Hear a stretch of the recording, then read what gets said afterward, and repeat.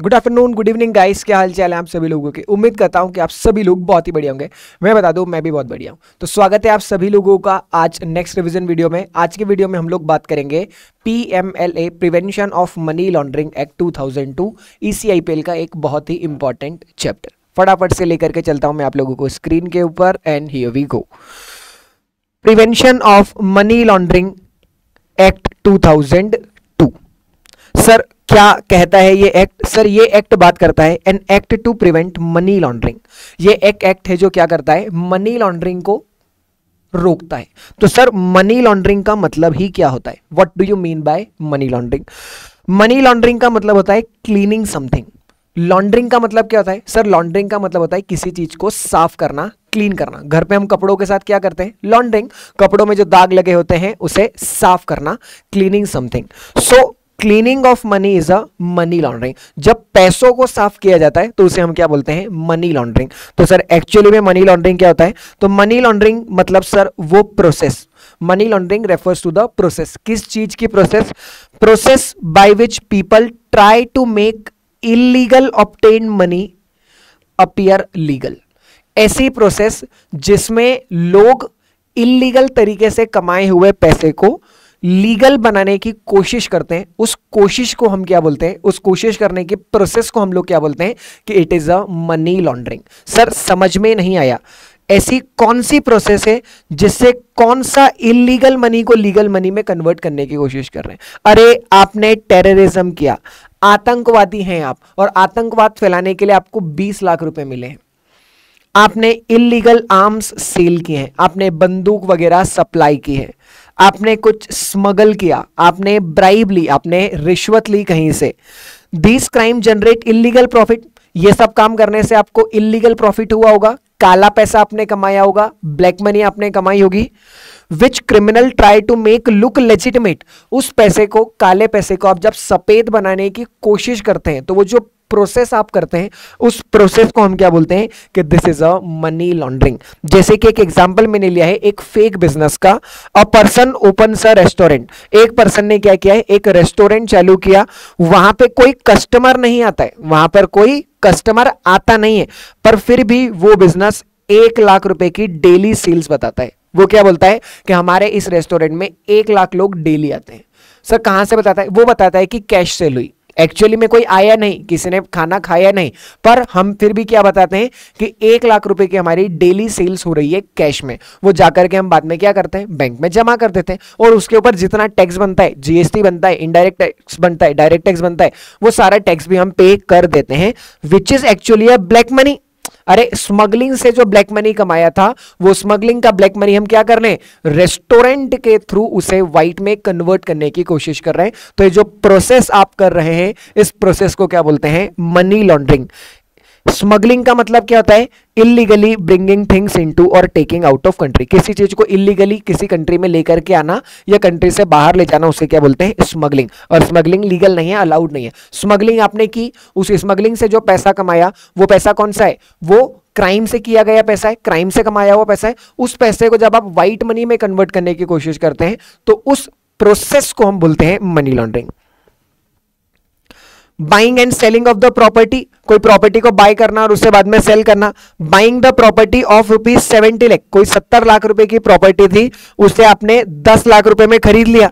जो बचा हुआ 60 लाख रुपए वो आपने कैसे पे कर दिया? कैश में पे कर दिया। आपके पास में ब्राइब लेकर के 70 लाख रुपए रखा हुआ था, तो 70 लाख में से आपने क्या किया? 10 लाख रुपए तो आपके बैंक अकाउंट में पड़े थे, व्हाइट पैसा। उस व्हाइट पैसे से आपने प्रॉपर्टी खरीदी 70 लाख वाली, 10 लाख रुपए बैंक से दे दिया और बचा हुआ 60 लाख रुपए कैश में दे दिया, और 2 साल बाद इस प्रॉपर्टी को 70 लाख रुपए में बेच दिया, और ये पैसा पूरा अपने व्हाइट में अपने बैंक अकाउंट में ले लिया। तो ये जो 60 लाख आपका कैश के फॉर्म में गया था, ये इलीगल मनी था, पर जब 70 लाख रुपए बैंक में आया तो ये लीगल मनी हो गया, और ये जो इलीगल मनी था ये कन्वर्ट हो गया किसमें? लीगल मनी में। तो ये आपने क्या किया? ये आपने मनी लॉन्ड्रिंग की है। ये आपने क्या किया है?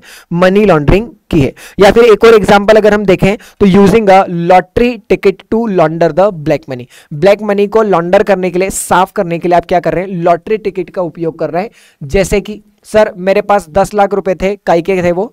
मैंने किसी से ब्राइब ली थी, ठीक है, तो ब्राइब ली थी, रिश्वत ली थी, मेरे पास 10 लाख रुपए थे। अब ये 10 लाख रुपए मैं बैंक में तो जमा नहीं कर सकता, बैंक में जमा करेंगे तो लोग मुझसे पूछेंगे कि 10 लाख कहां से आए, तो क्या बोलूंगा, रिश्वत लिए? नहीं, ऐसे तो कर नहीं सकता। तो मैंने क्या किया, मैंने उन 10 लाख रुपए से लॉटरी की टिकट्स परचेस कर ली। लॉटरी की टिकट में एक परचेस करूंगा तो मेरे जीतने के चांसेस कम होंगे, 2 परचेस करूंगा तो चांसेस कम होंगे, 10 परचेस करूंगा तो चांसेस कम होंगे। पर जब मैं 10 लाख रुपए की लॉटरी की टिकट खरीद लूंगा तो देयर आर हाई चांसेस कि मैं लॉटरी जीत जाऊं, और लॉटरी से जीते हुए पैसे को तो ब्लैक मनी नहीं माना जाएगा, वो तो व्हाइट मनी है। तो आपने क्या किया, लॉटरी टिकट बाय कर ली ताकि मेरी ब्लैक मनी व्हाइट मनी में कन्वर्ट हो जाए। ठीक, ब्लैक मनी को व्हाइट मनी में कन्वर्ट करने की एक प्रोसेस होती है जिसे हम बोलते हैं process of money laundering. Money laundering के प्रोसेस के अंदर 3 स्टेजेस होती है। कितनी स्टेजेस होती है सर? टोटल 3 स्टेजेस होती है। पहली स्टेज होती है जिसे हम क्या बोलते हैं, placement. First stage is placement, introducing illegal money into the formal financial system.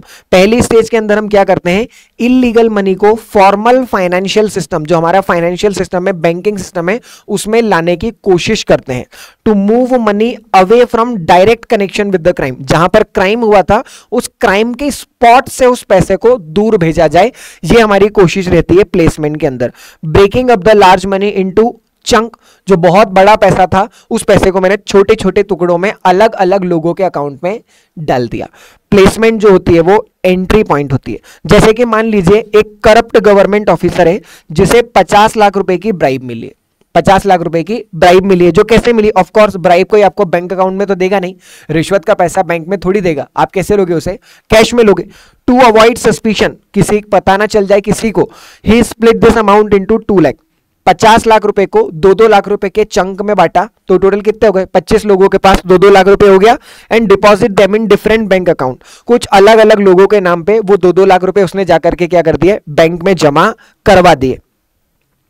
Letter ही uses this money to buy the travellers cheque, बाद में उस पैसे से आपने क्या किया, ट्रेवलर चेक बाय कर दिया या फिर प्रीपेड कार्ड बाय कर लिए। जैसे कि मान लीजिए मैंने क्या बोला, तुम्हें बोला कि भाई ये जो 2 लाख रुपए है जाकर के बैंक में जमा कर दो और इस 2 लाख रुपए का एक अमेजन वाउचर खरीद लो और वो अमेजन वाउचर मुझे दे देना। अब उस अमेजन वाउचर को मैं जैसे यूज करना चाहूं कर सकता हूं। तो ये मैंने क्या किया, जो पैसा मेरा ब्लैक में आया था, ब्राइब के थ्रू आया था, उस पैसे को मैंने डिफरेंट चंक्स में बांट दिया और उन्हें बोला कि जाओ जाकर के ट्रेवलर्स चेक खरीद लो, प्रीपेड कार्ड खरीद लो, गिफ्ट कार्ड खरीद लो।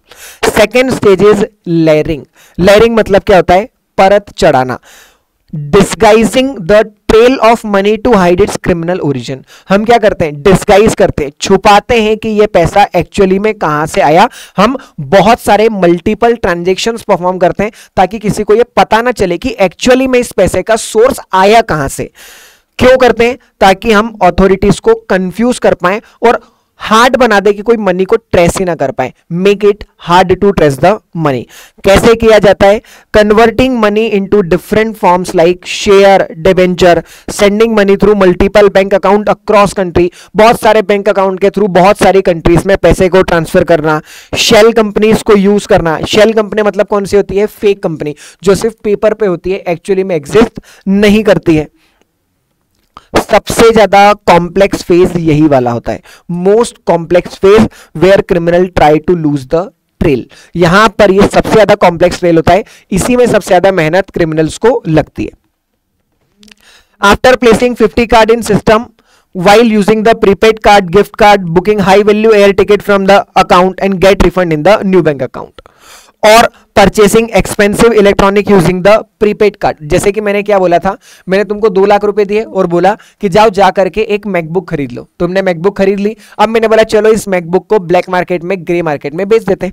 आप 2 लाख रुपए की मैकबुक खरीद के लाए, कोई आपसे ब्लैक मार्केट में 1,70,000 में कैश में खरीद लेगा, तो ये आपका काम तो हो गया ना। तो क्या हो गया, आप लोगों ने अपनी इलीगल ऑब्टेन मनी को क्या कर लिया, लीगल में कन्वर्ट कर लिया। सेंडिंग मनी अब्रॉड वाया हवाला, या फिर आपने क्या किया, हवाला के पैसे थ्रू इंडिया बाहर भेज दिए। हवाला का मतलब क्या होता है, आप यहां पर 10 लाख रुपए एक एजेंट को देंगे और ये एजेंट एक फोन कॉल लगाएगा किसी दूसरे एजेंट को जो यूएई दुबई में बैठा हुआ है, और वो क्या बोलेगा, अरे भाई मुझे 10 लाख रुपए मिल गए हैं, 10 लाख रुपए में जितने दिरहम आते हो उतने दिरहम में से 20% का कमीशन काटने के बाद जो पर्सन आए उस पर्सन को यह पैसा दे देना, इसे बोलते हैं हवाला का ट्रांजैक्शन। तो अगर आपने हवाला का ट्रांजैक्शन कर लिया तो ये कौन सी स्टेज में हम लोग चल रहे हैं? अभी लेयरिंग वाली स्टेज के अंदर चल रहे हैं। And third one is integration. Integration का मतलब क्या होता है? जो पैसा आपने क्राइम से हटा करके कहीं पर भेजा, उस पैसे को वापस से अपने पास लेकर के आना। पर अब लेकर के आएंगे तो गया तो ब्लैक मनी था, आएगा कैसा? व्हाइट मनी वापस से हमारे पास आएगा। री introducing the now clean looking money into economy. जो क्लीन लुकिंग पैसा है उसे वापस से इकोनॉमी में लेकर के आओ। To allow criminal to enjoy money from what seems to be legal source. और ऐसा बताते हैं कि यह पैसा लीगल सोर्स से आया है। कैसे होता है एक्चुअली में? Buying the real estate, luxury good और व्हीकल, इन्वेस्टिंग इन शेयर्स और ventures, setting up legal looking ventures using the laundered money. जैसे सिंपल सी बात, मैंने क्या किया था? 50 लाख रुपए थे, 50 लाख को 2-2 लाख रुपए में बांट करके किसी पर्सन को दे दिया। ये कौन सी स्टेज हो गई सर? ये हो गई प्लेसमेंट। मैंने पैसों को प्लेस कर दिया अलग अलग जगह पर, क्राइम से उसे दूर कर दिया। सेकेंड स्टेज होती है कौन सी? लेयरिंग। लेयरिंग में मैंने क्या किया? उन सबको बोला कि तुम लोग ये पैसा हवाला के थ्रू इंडिया के बाहर भिजवा दो। उन्होंने हवाला के थ्रू 20-20% डिस्काउंट देने के बाद 80% का अमाउंट इंडिया के बाहर चला गया। ठीक, अब तीसरी स्टेज में हम क्या बोल रहे हैं कि वहां से वो पैसा वापस इंडिया में भेजो। पर इंडिया में अब कैसे भेजना है? लीगल लुकिंग मनी होनी चाहिए, क्लीन मनी होनी चाहिए। तो क्लीन मनी कैसे होगी? मैंने क्या बोला? वहां से मैंने यहां पर सबसे पहले इंडिया में एक लीगल कंपनी बना ली, एक कंसल्टेंसी कंपनी बना ली। और मैंने क्या बोला? अब इस कंसल्टेंसी बिल कंपनी जो है वो आपके नाम पे बिल रेज करेगी और आप इस बिल का पेमेंट करना यूएई से, दुबई से। जो 80% पैसा आपके पास बचा है ना, वो 80% पैसे को आप मुझे कैसे देना? कोई सा जो मैंने कंपनी बनाई थी कंसल्टेंसी, उस कंसल्टेंसी कंपनी को बिल रिजर्व करे तो उस बिल के अगेंस्ट में आप मुझे वो पैसा वहां से भेजना। तो इन अ सिंगापुर और Mauritius shell company is being created. मैंने सिंगापुर या मॉरिशस में क्या कर दिया? एक शेल कंपनी क्रिएट करी। This shell company receive black money. Hawala के थ्रू ये ब्लैक मनी का पैसा उस शेल कंपनी के पास चला गया और उसने फिर वो पैसा मैंने जो यहां पर इंडिया में स्टार्टअप बनाया था उस स्टार्टअप में क्या कर दिया? इन्वेस्ट कर दिया as a foreign direct investment या फिर कंसल्टेंसी इनकम के रूप में मुझे यहां पर मिल गया। तो जो इल्लीगल मनी था वो इल्लीगल मनी मैंने लीगल फॉर्म से वापस में इंडिया में लेकर के आ गया। इसे बोलते हैं मनी लॉन्ड्रिंग। ये हमने बहुत बेसिक्स ऑफ मनी लॉन्ड्रिंग पढ़े क्योंकि इसके बाद ही हमें ये वाला एक्ट समझ में आएगा। Exam point of view money laundering का मीनिंग और स्टेजेस ऑफ मनी लॉन्ड्रिंग बहुत ज्यादा रेलेवेंस नहीं है। डायरेक्ट क्वेश्चन जनरली नहीं पूछा जाता है, कभी से नहीं पूछा गया। न्यू सिलेबस में तो एक भी बार नहीं पूछा गया। ओल्ड सिलेबस में एक बार सिर्फ स्टेजेस ऑफ मनी लॉन्ड्रिंग पूछे थे, इसके अलावा नहीं पूछते। पर हम लोगों ने फिर भी पढ़ लिया कि मनी लॉन्ड्रिंग का मतलब क्या? सर मनी लॉन्ड्रिंग मतलब वो प्रोसेस जिसमें इलीगल ऑब्टेन मनी को लीगल मनी कन्वर्ट करने की प्रोसेस। ठीक, फिर मनी लॉन्ड्रिंग की 3 स्टेजेस होती है। सबसे पहली कौन सी होती है सर? प्लेसमेंट, दूसरा लेयरिंग और तीसरा इंटीग्रेशन। अब आगे बढ़ते हैं global initiative to prevent the money laundering. देखो मनी लॉन्ड्रिंग की समस्या कोई सिर्फ इंडिया में नहीं, पूरी दुनिया में फैली हुई है समस्या है। तो इस प्रॉब्लम को हटाने के लिए, दूर करने के लिए ग्लोबल लेवल पर क्या इनिशिएटिव लॉन्च किए गए? तो सर सबसे पहला आया यूनाइटेड नेशन वियना कन्वेंशन या फिर मीटिंग। सबसे पहले 1988 के अंदर यूनाइटेड नेशन की वियना में कन्वेंशन हुई। वियना एक ऑस्ट्रिया के अंदर सिटी है। वहां पर यूनाइटेड नेशन के लोगों ने क्या की? मीटिंग को बोलते हैं कन्वेंशन। ये पहला ग्लोबल एफर्ट था जहां पे मनी लॉन्ड्रिंग को फाइट किया था। हमने मनी लॉन्ड्रिंग से फाइट करने का पहला ग्लोबल एफर्ट कहां पे दिखाया था? United nation Vienna convention 1988। ये वाली जो मीटिंग थी उसका फोकस स्पेशली क्या था? Drug trafficking. जो ड्रग के थ्रू पैसा कमाया जाता है, वो इलीगल कमाए हुए पैसे को, ड्रग के थ्रू कमाए हुए पैसे को जब व्हाइट मनी में कन्वर्ट करने की समस्या ज्यादा हो रही थी तो उस चीज को रोकने के लिए यूनाइटेड नेशन की वियना में मीटिंग हुई। ऑब्जेक्टिव क्या था? To combat laundering of drug proceeds. Drug बेचने के थ्रू जो प्रोसीड्स आ रहे हैं, जो पैसा आ रहा है, उस चीज को रोका जाए, उसकी लॉन्ड्रिंग ना हो पाए, उसे साफ ना बनाया जाए। साथ ही साथ इसी मीटिंग के अंदर हमें डेफिनेशन भी दी गई कि मनी लॉन्ड्रिंग का मतलब क्या होता है? कन्वर्जन और ट्रांसफर ऑफ प्रॉपर्टी, किसी ऐसी प्रॉपर्टी का ट्रांसफर करना, कन्वर्ट करना, knowing it is derived from criminal offence, जो एक क्राइम करके कमाई गई प्रॉपर्टी है, to disguise its illegal origin, उसका इलीगल ओरिजिन पता ना चल पाए, और helping someone escape illegal consequences, मतलब अगर कोई पर्सन इलीगल तरीके से कमाए हुए क्रिमिनल ऑफेंस को करने के बाद अगर किसी ने कोई पैसा कमाया है तो उस पैसे को व्हाइट मनी में कन्वर्ट करने की प्रोसेस को ही क्या बोलते हैं, मनी लॉन्ड्रिंग। यही डेफिनेशन इन्होंने भी दी।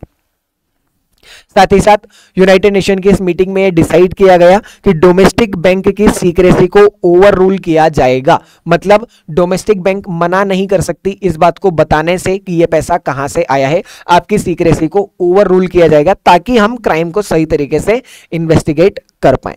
Second one is Basel statement of principle 1988-1989।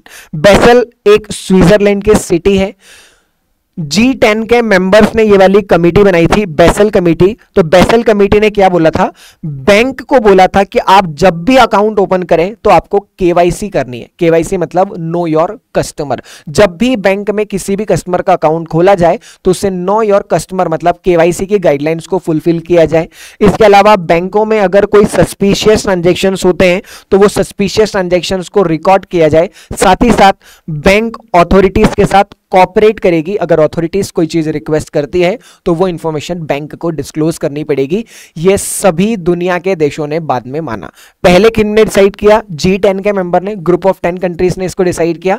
बाद में बेसल स्टेटमेंट ऑफ प्रिंसिपल को पूरी दुनिया में माना जाता है। और इसीलिए आप लोग नोटिस करेंगे कि जब आप बैंक में अकाउंट खुलवाने जाते हैं तो वो आपसे Aadhaar card, PAN card, voter ID card, एक आइडेंटिटी डॉक्यूमेंट मांगते हैं, एड्रेस प्रूफ मांगते हैं। क्यों मांगते हैं? क्योंकि it is a Basel statement of principle, जिससे कस्टमर की आइडेंटिटी हम क्लियर तरीके से पता कर पाए। Third one is FATF, financial action task force 1989, FATF। FATF एक वो इंस्टीट्यूट है जिसके बारे में आप दूसरे सब्जेक्ट में भी पढ़ते हैं कि अगर किसी कंट्री को FATF ने बैन किया है तो इस कंट्री को बहुत सारे फायदे नहीं मिलते। बराबर बात है। उसी FATF financial action task force के बारे में हम बात कर रहे हैं। सर FATF को बनाया गया group of 7 member, G7 members ने इसे बनाया गया था। इसने 40 की रिकमेंडेशंस लॉन्च किए। इसने कुछ रिकमेंडेशंस दिए थे कि हम मनी लॉन्ड्रिंग को कैसे रोक सकते हैं। इन रिकमेंडेशन को बोलते हैं anti money laundering law framework, AML framework. क्या क्या रिकमेंडेशंस थे? Declare laundering as a serious crime, criminal offence. अगर कोई भी लॉन्ड्रिंग करते हुए पाया जाए, पैसों को साफ करता हुआ पाया जाए तो उसे क्रिमिनल ऑफेंस माना जाए। क्रिमिनल ऑफेंस मानने से उसे सजा ज्यादा मिलेगी। तो उसने सभी कंट्रीज को बोला, ये जो FATF है इसने सभी कंट्रीज को क्या बोला कि अगर आपके देश में लॉन्ड्रिंग हो तो लॉन्ड्रिंग को क्रिमिनल ऑफेंस माना जाए, सीरियस नेचर का क्राइम माना जाए। दूसरा, रिपोर्टिंग सस्पिशियस ट्रांजैक्शन। अगर बैंक में कोई भी ट्रांजैक्शंस होते हैं तो वो सस्पिशियस ट्रांजैक्शंस बैंक को, अथॉरिटी को रिपोर्ट करना पड़ेंगे। तीसरा, confiscation of a crime proceeds. अगर कोई क्राइम की प्रोसीड्स है तो उस क्राइम प्रोसीड को कॉन्फिस्केट करेगी सेंट्रल गवर्नमेंट। ये भी लॉ बनाया गया। And make it extraditable. Extraditable का मतलब क्या होता है? अगर किसी पर्सन ने कोई ऑफेंस किया और वो ऑफेंस करने के बाद किसी दूसरी कंट्री में चला गया तो दूसरी कंट्री को, उस पर्सन को वापस उस कंट्री को हैंड ओवर करना पड़ेगा।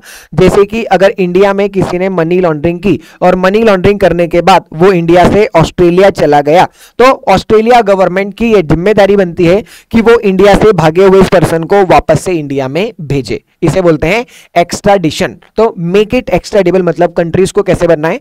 एक्स्ट्राडिबल बनना है। ओरिजिनली मनी लॉन्ड्रिंग के लिए बनाए गए FATF को बाद में एक्सपांड किया गया, टेररिस्ट फाइनेंसिंग में भी इंक्लूड किया गया। Financing illegal development of weapon of mass destruction. Mass destruction के जो वेपन होते हैं, इन वेपन की अगर आप फाइनेंसिंग करते हैं, मतलब अगर कोई सी कंट्री चोरी छुप के न्यूक्लियर बनाती है, न्यूक्लियर बॉम्ब बनाने की कोशिश करती है, तो उस न्यूक्लियर बॉम्ब बनाने में अगर आप फाइनेंस प्रोवाइड करते हैं तो आप भी फाइनेंशियल एक्शन टास्क फोर्स के रडार में आ सकते हैं। आज की तारीख में टोटल 200+ कंट्री, 200 से ज्यादा कंट्रीज जो है वो FATF के स्टैंडर्ड्स को मेंटेन करती है, फॉलो करती है, मानती है। ठीक, अभी हम टॉपिक क्या पढ़ रहे हैं? सर हम टॉपिक पढ़ रहे हैं global initiative to fight against money laundering. Money laundering से फाइट करने के लिए ग्लोबल लेवल पर, दुनिया लेवल पर क्या क्या एक्शंस लिए गए। तो सबसे पहले यूनाइटेड नेशन की वियना कन्वेंशन हुई, दूसरे बेसल स्टेटमेंट ऑफ प्रिंसिपल्स हुए, तीसरा हुआ financial action task force that is FATF। Fourth one is a council of European convention. Convention का मतलब आपस से मीटिंग, मीटिंग की किन लोगों ने, यूरोप के कुछ नेशंस ने मीटिंग करी और इन्होंने मेनली क्या पाया, convention on laundering, search, seizure and confiscation. क्या कि अगर लॉन्ड्रिंग की तो लॉन्ड्रिंग के रिलेटेड सर्च, सीजर और कॉन्फिस्केशन के क्या क्या प्रोसीजर्स होंगे, वो ये सर्च, सीजर, कॉन्फिस्केशन क्या होता है ये भी हम लोग पढ़ेंगे। इसके अलावा एक और हुआ ईयू मनी लॉन्ड्रिंग डायरेक्टिव।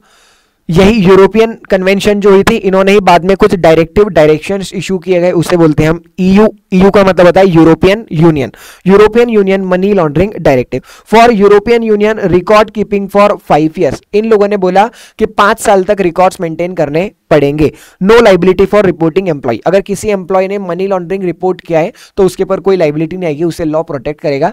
ऐसी बातें ईयू मनी लॉन्ड्रिंग डायरेक्टिव के अंदर की गई। And 6th one was global programme against money laundering. Money laundering को रोकने के लिए ग्लोबल प्रोग्राम लाया गया 1997 में, जिसमें इंस्ट्रक्शंस बताए गए कि किस तरीके से हम मनी लॉन्ड्रिंग को रोक सकते हैं।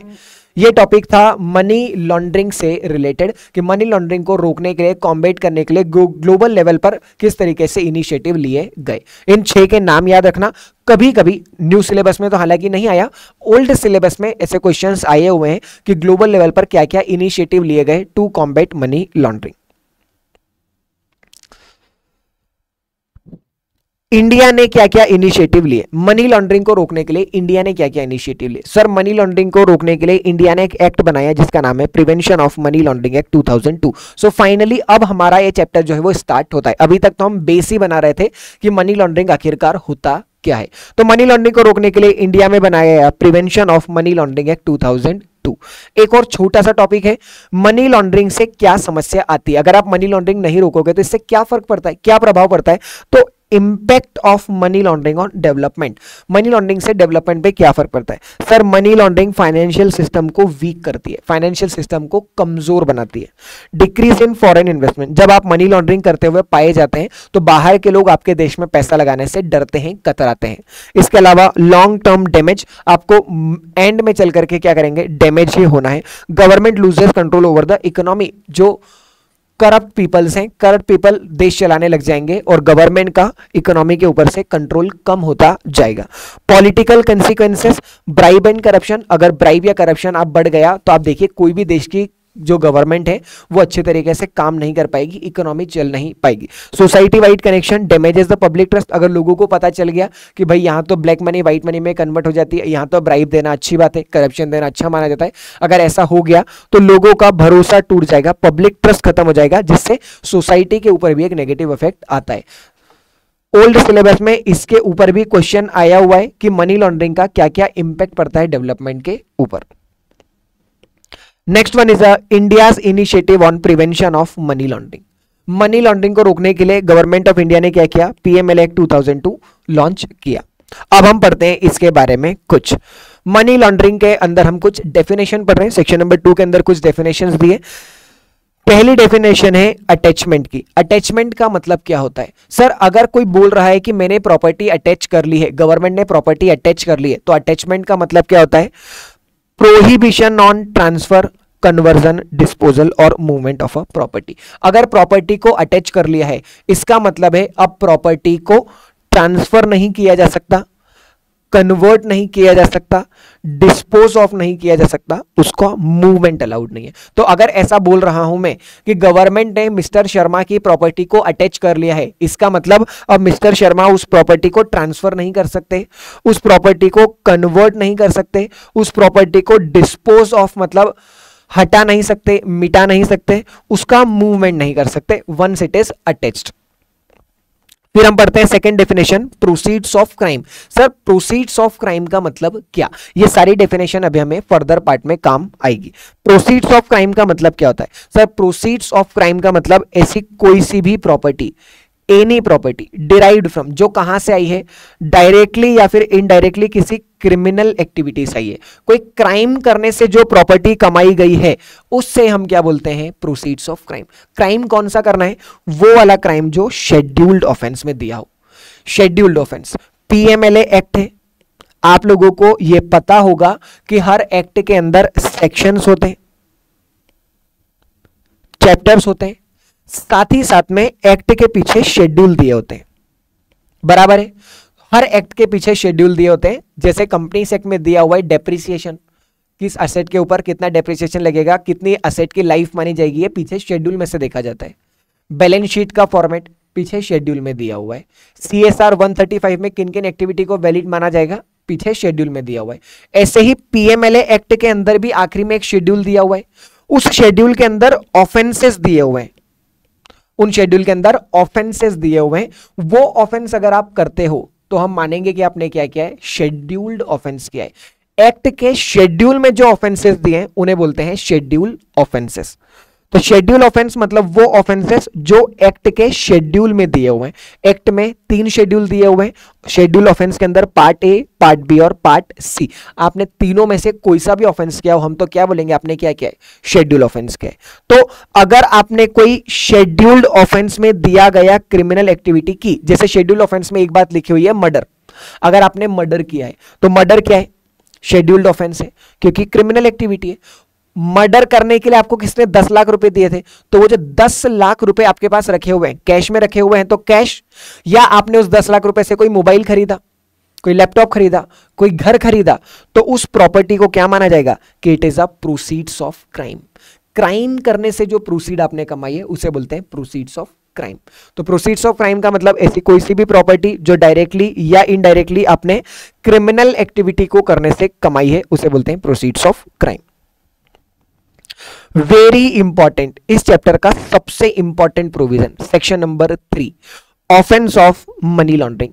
कब हम ऐसा बोलेंगे कि आपने मनी लॉन्ड्रिंग की है, मनी लॉन्ड्रिंग का ऑफेंस, अपराध कब किया है, तो person is guilty of money laundering, एक पर्सन को मनी लॉन्ड्रिंग का अपराधी माना जाएगा, गिल्टी माना जाएगा इफ डायरेक्टली या इनडायरेक्टली आपने क्या किया है, attempt to indulge, knowingly assist, knowingly being a party और actually a party.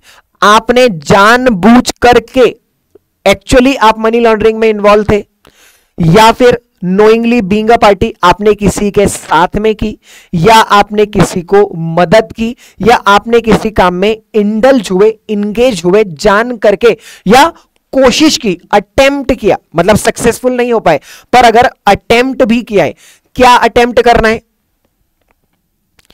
Any process of activity, कोई सी भी ऐसी प्रोसेस या एक्टिविटी जैसे कि कंसीलमेंट, छुपाना, पोजेशन, अपने पोजेशन में रखना, अपने पास रखना, किसी को अक्वायर करना, यूज करना, प्रोजेक्ट करना, या क्लेम करना कि यह प्रॉपर्टी अनटेंटेड है। अनटेंटेड का मतलब होता है साफ, अनटेंटेड का मतलब क्या होता है, साफ, white money connected with the proceeds of crime.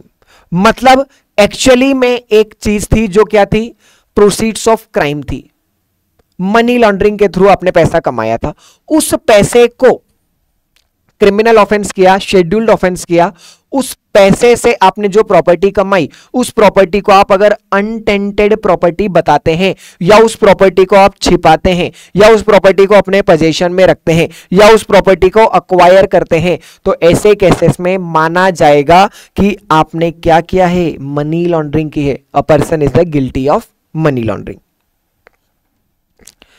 एक केस लॉ है, इन्फोर्समेंट डायरेक्टरेट वर्सेस पद्मनाभम किशोर, थोड़ा सा इंपॉर्टेंट माना जाता है। इस केस लॉ को सुनिए, इससे रिलेटेड एक क्वेश्चन भी हम लोग उस क्वेश्चन को भी बाद में अभी देखेंगे। Whether giving bribe amount to money laundering under section 3, क्या ब्राइब देना मनी लॉन्ड्रिंग माना जाएगा, क्या ब्राइब देना मनी लॉन्ड्रिंग माना जाएगा। तो सर मनी लॉन्ड्रिंग माना जाएगा या नहीं माना जाएगा, ये तो डिपेंड करता है प्रोसीड्स ऑफ क्राइम के ऊपर। और प्रोसीड्स ऑफ क्राइम कब माना जाता है, जब आपने शेड्यूल्ड ऑफेंस वाला क्रिमिनल एक्टिविटी किया हो। तो क्या ब्राइब शेड्यूल्ड ऑफेंस है, आंसर इज यस, ब्राइब को शेड्यूल्ड ऑफेंस माना जाता है। हमारे कोर्स का पार्ट नहीं है कि शेड्यूल्ड ऑफेंस कितने हैं, पर ब्राइब है, ये मैं आपको ऐसा अलग से बता देता हूं। तो अगर किसी ने ब्राइब ली तो क्या उसने शेड्यूल्ड ऑफेंस किया, पहली बात, यस शेड्यूल्ड ऑफेंस किया। शेड्यूल्ड ऑफेंस किया मतलब प्रोसीड्स ऑफ क्राइम है, और प्रोसीड्स ऑफ क्राइम है इसका मतलब आपने मनी लॉन्ड्रिंग की है। तो सुप्रीम कोर्ट ने क्या बोला, section 3 covers anyone knowingly assistant being a party और actually involved in concealment, possession, acquisition और use of proceeds of crime. अगर आप प्रोसीड्स ऑफ क्राइम को कंसील करते हैं, पजेस करते हैं, अक्वायर करते हैं, तो ऐसे केसेस में माना जाएगा कि आपने मनी लॉन्ड्रिंग की है। कोर्ट ने एक बात और बोली, court also emphasise that intent is important. Court ने बोला है इंटेंट, मकसद, मोटिवेशन, किस पर्पस से ब्राइब ली गई है वो बहुत इंपॉर्टेंट है। Until money is handed over as a bribe with intent, it is just a normal money। जब तक आप ये प्रूव नहीं कर देते कि जो पैसा लिया है वो ब्राइब का पैसा है, तब तक नहीं माना जाएगा कि ये ब्राइब है। Once it is given with the intent, both giver and taker may be guilty। एक बार अगर ये पता चल गया कि जो पैसा आपके पास है वो ब्राइब का पैसा है, इंटेंट क्लियर हो गया, तो मान लिया जाएगा कि ये मनी लॉन्ड्रिंग है। थोड़ा सा क्या बोला मैंने, हो सकता है समझ में नहीं आया हो, पर एग्जाम्पल जब पढ़ेंगे तो एक बेटर क्लैरिटी आएगी। अनु जो एक इनकम टैक्स ऑफिसर है, अपनी कार में बैठा था कुणाल के साथ। कुणाल कौन है? एक बिजनेसमैन है। तो एग्जाम्पल सोचिए, एक कार है जिस कार के अंदर दो लोग हैं। जो एग्जाम्पल मैं बोल रहा हूं वही एग्जाम्पल सोचना है, नहीं तो कार के और भी दूसरे एग्जाम्पल्स हैं, पर हमें हमारे एग्जाम्पल के ऊपर ही रहना है। हमारे एग्जाम्पल में अनु है जो इनकम टैक्स ऑफिसर है, वो कार में बैठा हुआ है, और एक और आदमी ही है जो कौन है? कुणाल, जो कौन है? बिजनेस पर्सन है। उस कार में से अथॉरिटी को 50 लाख रुपए कैश मिले। उस कार में से अथॉरिटी को 50 लाख रुपए जब्त हुए। एलिगेशंस लगाए गए, आरोप लगाए गए कि ये जो 50 लाख रुपए हैं, ये 50 लाख रुपए कुणाल ने अनु को दिए थे। ये 50 लाख रुपए कुणाल ने अनु को दिए थे। क्यों दिए थे? ताकि वो कुणाल की इनकम टैक्स फाइल को क्लियर कर पाए। अनु इनकम टैक्स ऑफिसर है, तो अनु के पास में कुणाल का केस होगा, तो इसीलिए कुणाल ने पैसे दिए थे कि देखो भाई तुम मेरे खिलाफ इनकम टैक्स की प्रोसीडिंग स्टार्ट मत करना, ये लो 50 लाख रुपए। ऐसे आरोप लगाए हैं अथॉरिटी ने, जिसे 50 लाख रुपए मिले हैं वो। तो बताइए क्या ये मनी लॉन्ड्रिंग है? तो हमने बोला देखो ब्राइब लेना तो एक शेड्यूल्ड ऑफेंस है, और अगर आपने शेड्यूल्ड ऑफेंस किया है तो हम तो मानेंगे कि आपने क्या किया है? मनी लॉन्ड्रिंग की है। Taking bribe by public servant is a scheduled offence. अगर कोई पब्लिक सर्वेंट ब्राइब लेता है तो उसे क्या मानते हैं? कि ये शेड्यूल्ड ऑफेंस है। Therefore it is proceeds of crime, और इसे फिर बाद में प्रोसीड्स ऑफ क्राइम भी माना जाता है। हेंस पीएमएलए ऑफेंस टू, और क्योंकि फिर उसे पीएमएलए का ऑफेंस भी माना जाता है। If unknowingly accepted this money with intent to clear tax file, क्या आपने अनु ने इसी इंटेंट से ये 50 लाख रुपए लिए हैं? अगर ये प्रूव हो जाता है कि हाँ इसने ये पैसे 50 लाख रुपए इनकम टैक्स फाइल की क्लियर करने के लिए ही लिए हैं, ब्राइब ही है, अगर ये आप प्रूव कर देते हैं तो फिर मानेंगे कि अनु ने जो पैसा लिया है वो क्या है? Money laundering. Once money is handed with intent to bribe, bribe रिश्वत देने की इंटेंशन से ही वो पैसा लिया गया है, तो मानेंगे कि ये पैसा क्या है? ये पैसा ब्राइब का ही पैसा है। इट बिकम्स टेंटेड, और जिसने पैसा दिया और जिसने पैसा लिया वो दोनों ही गिल्टी है। Both the receiver and this are guilty. Anu क्या डिफेंस यूज कर सकता है? अनु मतलब कौन? इनकम टैक्स ऑफिसर, मतलब वो पब्लिक सर्वेंट जिसने ब्राइब लिए। ये क्या अपना पक्ष रख सकता है? क्या पॉसिबल डिफेंस इसके पास बाकी है? Money not received as bribe, वो बोलेगा कि सर ये पैसा ब्राइब का है ही नहीं, मेरे घर में शादी है, मुझे 50 लाख रुपए की जरूरत थी, और कुणाल जो बिजनेसमैन है वो मेरा दोस्त है, तो वो मुझे 50 लाख रुपए ऐसे लोन दे रहा है। अगर आपने ये प्रूव कर दिया, यहां पे बर्डन ऑफ प्रूफ किसके ऊपर रहेगा? अनु के ऊपर रहेगा, income tax officer public servant के ऊपर। आपको प्रूव करना है कि ये पैसा ब्राइब का नहीं है। हम तो यही मानेंगे कि पैसा ब्राइब का है, इंटेंट ऐसा नहीं था, ये आपको प्रूव करना पड़ेगा। No intention to misuse the power, ठीक है। यहां पे एक जगह उत्तम लिखा हुआ है, बट एक्चुअली में ये उत्तम नहीं है, ये उत्तम की जगह कौन आएगा? अनु आएगा, ठीक। तो ये हम लोगों ने पढ़ा कौन सा? अभी हम लोगों ने पढ़ा section number 3 offence of money laundering, कि मनी लॉन्ड्रिंग किसे बोलते हैं, ठीक। उसके बाद हम लोगों ने पढ़ा एक केस लॉ कि क्या ब्राइब लेना मनी लॉन्ड्रिंग है। तो हमने बोला देखो ब्राइब शेड्यूल ऑफेंस तो है, तो वैसे तो इसको मनी लॉन्ड्रिंग मानते हैं, पर अगर सामने वाला ये प्रूव कर दे कि ये पैसा मुझे इंटेंट नहीं था, इसमें ब्राइब नहीं थी है, अगर आपने प्रूव कर दी तो फिर बात ही अलग है। Then comes the section number 4, whoever the commit the offense of money laundering, अगर किसी ने भी मनी लॉन्ड्रिंग की तो उसे रिगरस इंप्रिजनमेंट, कठोर कारावास, जेल में पत्थर तुड़वाए जाएंगे। कितने समय के लिए? मिनिमम 3 साल। सजा होगी कितनी? मिनिमम 3 साल। मैक्सिमम कितनी हो सकती है? 7 साल। जेल भेजेंगे कम से कम 3 साल, मैक्सिमम कितना? 7 साल। ये 7 साल की सजा बढ़ करके कितनी हो जाएगी? 10 साल अगर ड्रग से रिलेटेड मनी लॉन्ड्रिंग की है तो। 10 year in case of a NDPS, narcotic drug psychotropic substances act 1985। अगर आपने ड्रग से रिलेटेड मनी लॉन्ड्रिंग की है तो सजा बढ़ करके कितनी हो जाती है, 10 साल हो जाती है। साथ साथ में आपके ऊपर फाइन भी लगेगा। फाइन कितना लगेगा ये कोर्ट बताती है, ठीक। Then come section number 5, that is attachment of a property. Prohibition on transfer, conversion, disposal और मूवमेंट ऑफ प्रॉपर्टी। अटैचमेंट क्या होता है ये भी हमने थोड़ी देर पहले भी पढ़ा था, डेफिनेशन में भी वापस से मैंने लिखा है कि अटैचमेंट का मतलब होता है ट्रांसफर, कन्वर्जन, डिस्पोजल या मूवमेंट ऑफ प्रॉपर्टी को प्रोहिबिट करना। अगर हमने प्रॉपर्टी अटैच कर ली तो प्रॉपर्टी को ट्रांसफर नहीं किया जा सकता। प्रॉपर्टी कब अटैच की जा सकती है? Officer has a reason to believe. इस एक्ट में जो ऑफिसर्स हैं उन ऑफिसर के पास ऐसा कारण है, वो ये सोचने को मजबूर हैं। क्या सोचने को मजबूर हैं? Person is in position of proceeds of crime. आप प्रोसीड्स ऑफ क्राइम है किसी पर्सन के पास। अगर अथॉरिटी को ऐसा लगता है कि निखिल के पास प्रोसीड्स ऑफ क्राइम है, प्रोसीड्स ऑफ क्राइम का मतलब क्या सर? प्रोसीड्स ऑफ क्राइम मतलब शेड्यूल्ड ऑफेंस करने के बाद जो पैसा या प्रॉपर्टी मैंने डायरेक्टली या इनडायरेक्टली कमाई है वो। तो अगर ऑफिसर्स को ऐसा लगता है कि मेरे पास प्रोसीड्स ऑफ क्राइम है और मैंने एक शेड्यूल्ड ऑफेंस किया है, और अगर इस प्रॉपर्टी को अटैच नहीं किया गया, मेरी प्रॉपर्टी को आपने अटैच नहीं किया, तो मैं इस प्रॉपर्टी को छुपा सकता हूं, कंसील कर सकता हूं, मैं इस प्रॉपर्टी को ट्रांसफर कर सकता हूं इस मैनर में जिसकी बाद आप उसे पकड़ नहीं पाएंगे, आप उसे बाद में कॉन्फिस्केट नहीं कर पाएंगे। अगर ऐसा कुछ लगता है ऑफिसर्स को तो ऑफिसर्स मेरी प्रॉपर्टी को क्या कर सकते हैं? अटैच कर सकते हैं।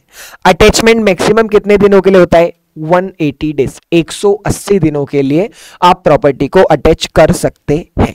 एक बार प्रॉपर्टी अटैच कर ली उसके बाद क्या करना है सर? एक बार प्रॉपर्टी अटैच कर ली उसके बाद एक कंप्लेन फाइल करना है 30 डेज के अंदर अंदर। कहां? एडजुडिकेटिंग अथॉरिटी के पास। ऑफिसर्स ने प्रॉपर्टी आकर के अटैच कर ली, अब उनका काम क्या है कि वो इस एक्ट में बनी हुई एडजुडिकेटिंग अथॉरिटी के पास क्या करे?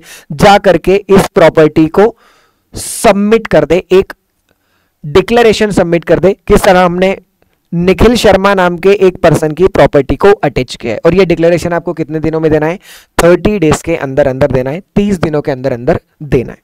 File a complain with in 30 days of attachment before adjudicating authority के पास जाकर के ये सबमिट कर दो।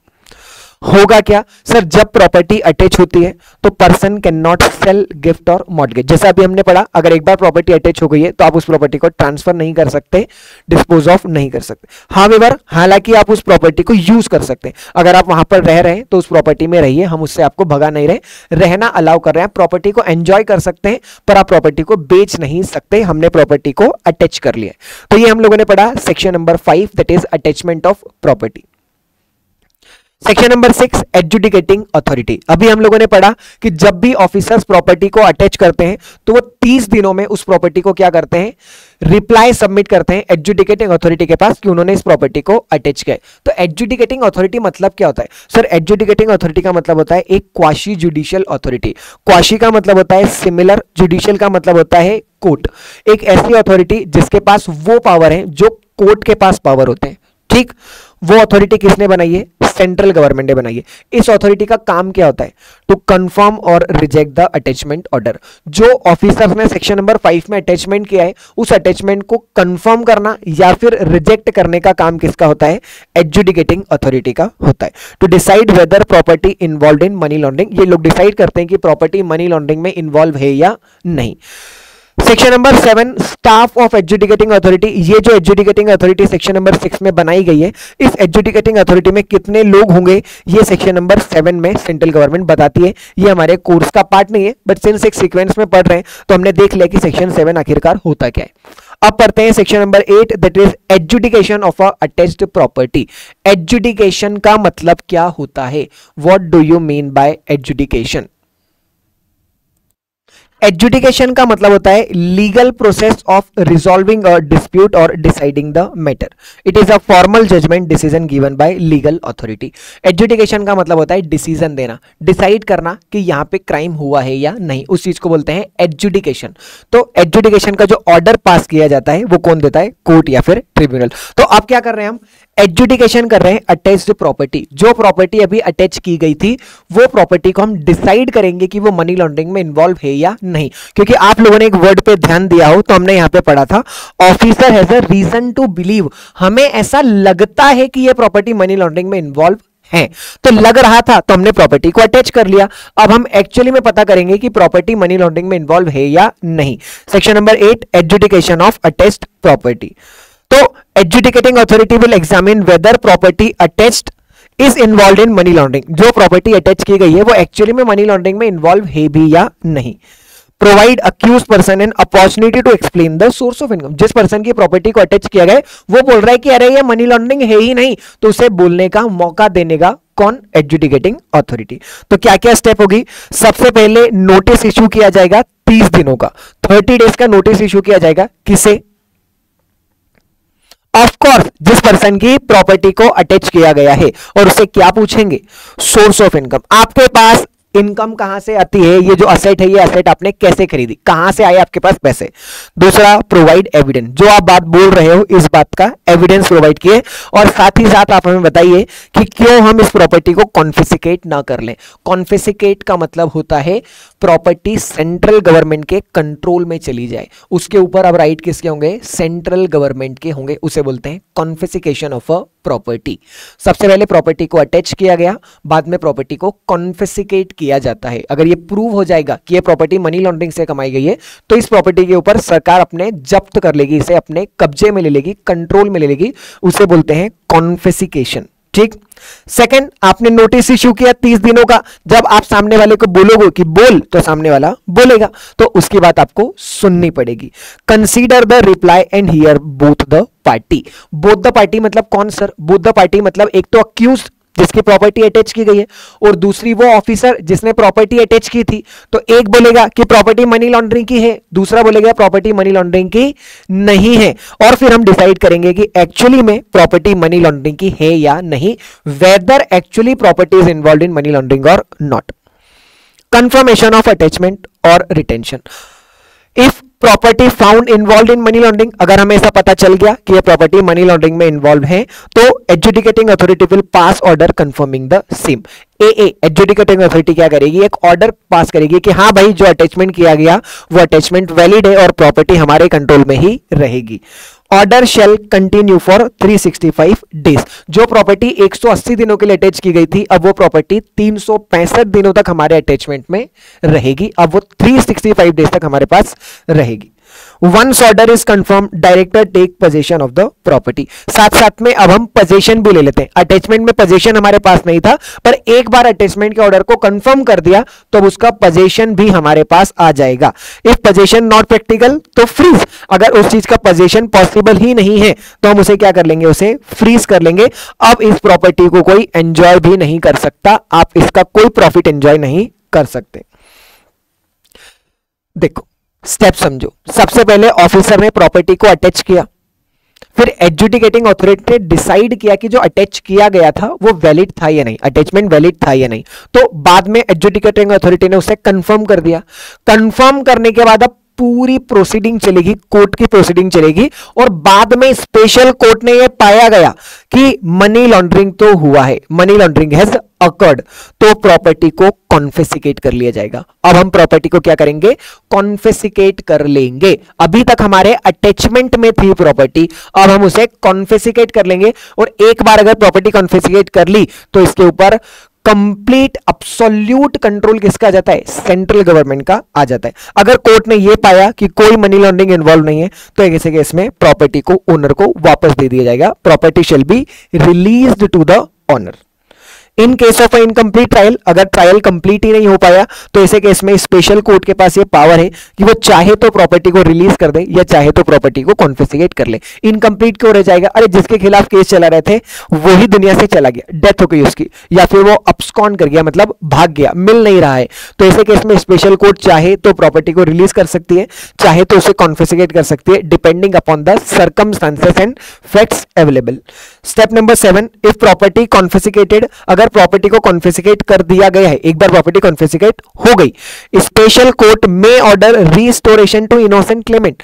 वो फिर भी प्रॉपर्टी इनोसेंट क्लेमेंट को रिस्टोर कर सकते हैं अगर इनोसेंट क्लेमेंट का क्वांटिफाइबल लॉस है, उसने गुड फेथ में काम किया था और उसे पता नहीं था कि प्रॉपर्टी मनी लॉन्ड्रिंग में इन्वॉल्व है। मतलब मैंने मनी लॉन्ड्रिंग से एक प्रॉपर्टी खरीदी और वो प्रॉपर्टी बाद में किसी को बेच दी, सेंट्रल गवर्नमेंट ने उसे बाद में कॉन्फिस्केट कर लिया, पर जिस पर्सन ने उस प्रॉपर्टी को खरीदा था वो बोलता सर मुझे पता ही नहीं था कि ये प्रॉपर्टी गुड फेथ में, मतलब ये पता ही नहीं था मुझे कि ये प्रॉपर्टी मनी लॉन्ड्रिंग में इन्वॉल्व थी, आपकी वजह से मेरा 20 लाख रुपए का नुकसान हो रहा है। क्वांटिफाइबल लॉस है, गुड फेथ है और पता नहीं था कि मनी लॉन्ड्रिंग में इन्वॉल्व है, तो स्पेशल कोर्ट उस प्रॉपर्टी को बोल सकते हैं कि जा भाई इनोसेंट क्लेमेंट, तो इस प्रॉपर्टी को क्लेम कर ले। ठीक, तो ये हम लोगों ने पढ़ा section number 8 that is adjudication of a attached property. वापस से सुनिए मेरी बात, सेक्शन नंबर 5 में प्रॉपर्टी को अटैच किया गया, देखो सुन वापस, सेक्शन नंबर 3 में हम क्या बोलते हैं, आपने मनी लॉन्ड्रिंग की, सेक्शन नंबर 4 में मनी लॉन्ड्रिंग करने की आपको पहले तो सजा मिलेगी, सजा मिलने के बाद हम क्या करेंगे, आपकी प्रॉपर्टी को अटैच करेंगे, अटैच करने के बाद एडजुडिकेटिंग अथॉरिटी डिसाइड करेगा कि यह मनी लॉन्ड्रिंग में इन्वॉल्व है या नहीं। अगर मनी लॉन्ड्रिंग में इन्वॉल्व है तो प्रॉपर्टी को कंफर्म कर दिया जाएगा और उसका अटैचमेंट का पीरियड 180 से बढ़कर के 365 दिन हो जाएगा। अगर पता चला कि प्रॉपर्टी मनी लॉन्ड्रिंग में इन्वॉल्व नहीं है तो प्रॉपर्टी को रिलीज कर दिया जाएगा। अगर स्पेशल कोर्ट ने यह पाया गया कि हाँ भाई मनी लॉन्ड्रिंग तो ऑकर हुई थी, तो ऐसे केस में प्रॉपर्टी अटैचमेंट से कहां चली जाएगी, कन्फिस्केशन में चली जाएगी और सेंट्रल गवर्नमेंट के एब्सोल्यूट कंट्रोल उसके ऊपर आ जाएंगे।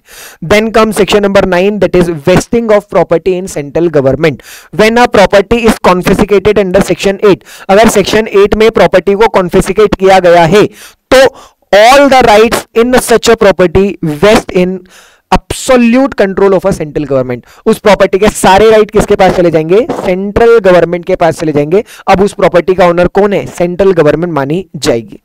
If adjudicating authority or special court believe any encumbrance was created to defeat the act, it may be declared as void। अगर जो प्रॉपर्टी हमने कॉन्फिस्केट की है उस प्रॉपर्टी के ऊपर कोई इनकम्बरेंस था, मान लो कोई चार्ज क्रिएटेड था और वो चार्ज इस एक्ट के प्रोविजंस को डिफीट करने के लिए बनाया गया था, तो वो सारे चार्जेस भी नल एंड वॉइड माने जाते हैं। तो section 10 management of a confiscated property, central government का एडमिनिस्ट्रेटर होता है जो इस प्रॉपर्टी को मैनेज करता है, हमारे कोर्स का पार्ट नहीं है। सेक्शन 11 पावर रिगार्डिंग समन डॉक्यूमेंट, इस एक्ट में अगर आपको कोई समन डॉक्यूमेंट भेजना हो तो वो किस तरीके से भेजे जाते हैं, हमारे कोर्स का पार्ट नहीं है पर भेजे जाते हैं ना प्रिस्क्राइब्ड मैनर, जैसे ईमेल भेज दिया, पोस्ट से भेज दिया। Section number 12 reporting entity to maintain the record, very important, exam में फ्रीक्वेंटली आस्क्ड क्वेश्चन है।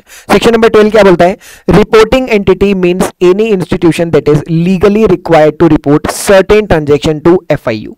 रिपोर्टिंग एंटिटी मतलब वो एंटिटीज जिन्हें लीगली रिक्वायर किया गया है कि उन्हें कुछ ट्रांजैक्शंस को फाइनेंशियल इंटेलिजेंस यूनिट को रिपोर्ट करने पड़ते हैं। These are watchdog that help government track black money। Black money को ट्रैक करने के लिए ये जो रिपोर्टिंग एंटिटी होती है ये वॉचडॉग होते हैं, ये हमें बताते हैं कि भाई यहां पे हो सकता है मनी लॉन्ड्रिंग इन्वॉल्व हो। रिपोर्टिंग एंटिटी मतलब कौन होता है सर, रिपोर्टिंग एंटिटी का मतलब होता है बैंक, फाइनेंशियल इंस्टीट्यूशन और इंटरमीडियरीज। बैंक का मतलब तो आप समझते हैं SBI, ICICI bank, HDFC. Financial institution मतलब एनबीएफसी हो गई, हाउसिंग फाइनेंस कंपनी हो गई, मुथूट फाइनेंस कंपनी हो गई, बजाज हो गई, इन सब कौन क्या बोलते हैं, फाइनेंशियल इंटरमीडियरीज। इसके अलावा फाइनेंशियल इंस्टीट्यूशन और इंटरमीडियरीज का मतलब कौन हो गया, स्टॉक ब्रोकर हो गए, जेरोदा हो गया, ग्रो हो गया, म्यूचुअल फंड के डिस्ट्रीब्यूटर्स हो गए, इन सभी को रिपोर्टिंग एंटिटी बोला जाता है। और रिपोर्टिंग एंटिटी को क्या करना पड़ता है, certain transaction FIU financial intelligence unit को रिपोर्ट करने पड़ते हैं। रिपोर्टिंग एंटिटी क्या होता है और एफआईयू क्या है, इनके बारे में भी हम चैप्टर के एंड में एक बार वापस से डिस्कस करेंगे। तो रिपोर्टिंग एंटिटीज को क्या करना पड़ता है सर, रिपोर्टिंग एंटिटी को रिकॉर्ड्स मेंटेन करने हैं सारे ट्रांजैक्शंस के। जो जो ट्रांजैक्शन आपको आरबीआई बोलेगी उन सभी ट्रांजैक्शंस को रिकॉर्ड करना है। Furnish information to director, FIU के डायरेक्टर को वो इंफॉर्मेशन देनी पड़ेगी जब जब वो मांगे। मेंटेन द आइडेंटिटी डॉक्यूमेंट, और क्लाइंट की आइडेंटिटी डॉक्यूमेंट भी मेंटेन करके रखना है, जैसे कि केवाईसी डॉक्यूमेंट, उन्हें मेंटेन करके रखना है। और क्लाइंट की अकाउंट फाइल्स मेंटेन करना है। जो डॉक्यूमेंट्स आप मेंटेन कर रहे हैं वो डॉक्यूमेंट कॉन्फिडेंशियल तरीके से मेंटेन करना है, उसकी इंफॉर्मेशन किसी और के साथ शेयर नहीं करना। रिकॉर्ड कब तक मेंटेन करके रखने पड़ेंगे सर, 5 सालों तक। जिस दिन ट्रांजैक्शन हुआ, अगर ट्रांजैक्शन आज हो रहा है 9 जुलाई 2025 के दिन, तो 9 जुलाई 2030 तक आपको ट्रांजैक्शंस को मेंटेन करके उनका रिकॉर्ड मेंटेन करके रखना पड़ेगा। और अगर कोई आइडेंटिटी डॉक्यूमेंट है तो उसे 5 सालों तक मेंटेन करना है जिस दिन अकाउंट क्लोज हुआ। जैसे कि मान लीजिए आपका अकाउंट है स्टेट बैंक ऑफ इंडिया में, आपने कल जाकर के अकाउंट क्लोज करवा दिया, तो अब आपके आईडी डॉक्यूमेंट कब तक संभालने हैं? 5 सालों तक आपके आईडी डॉक्यूमेंट को संभाल करके हमें रखने पड़ेंगे। Then comes section number 13, power of a director to impose the fine।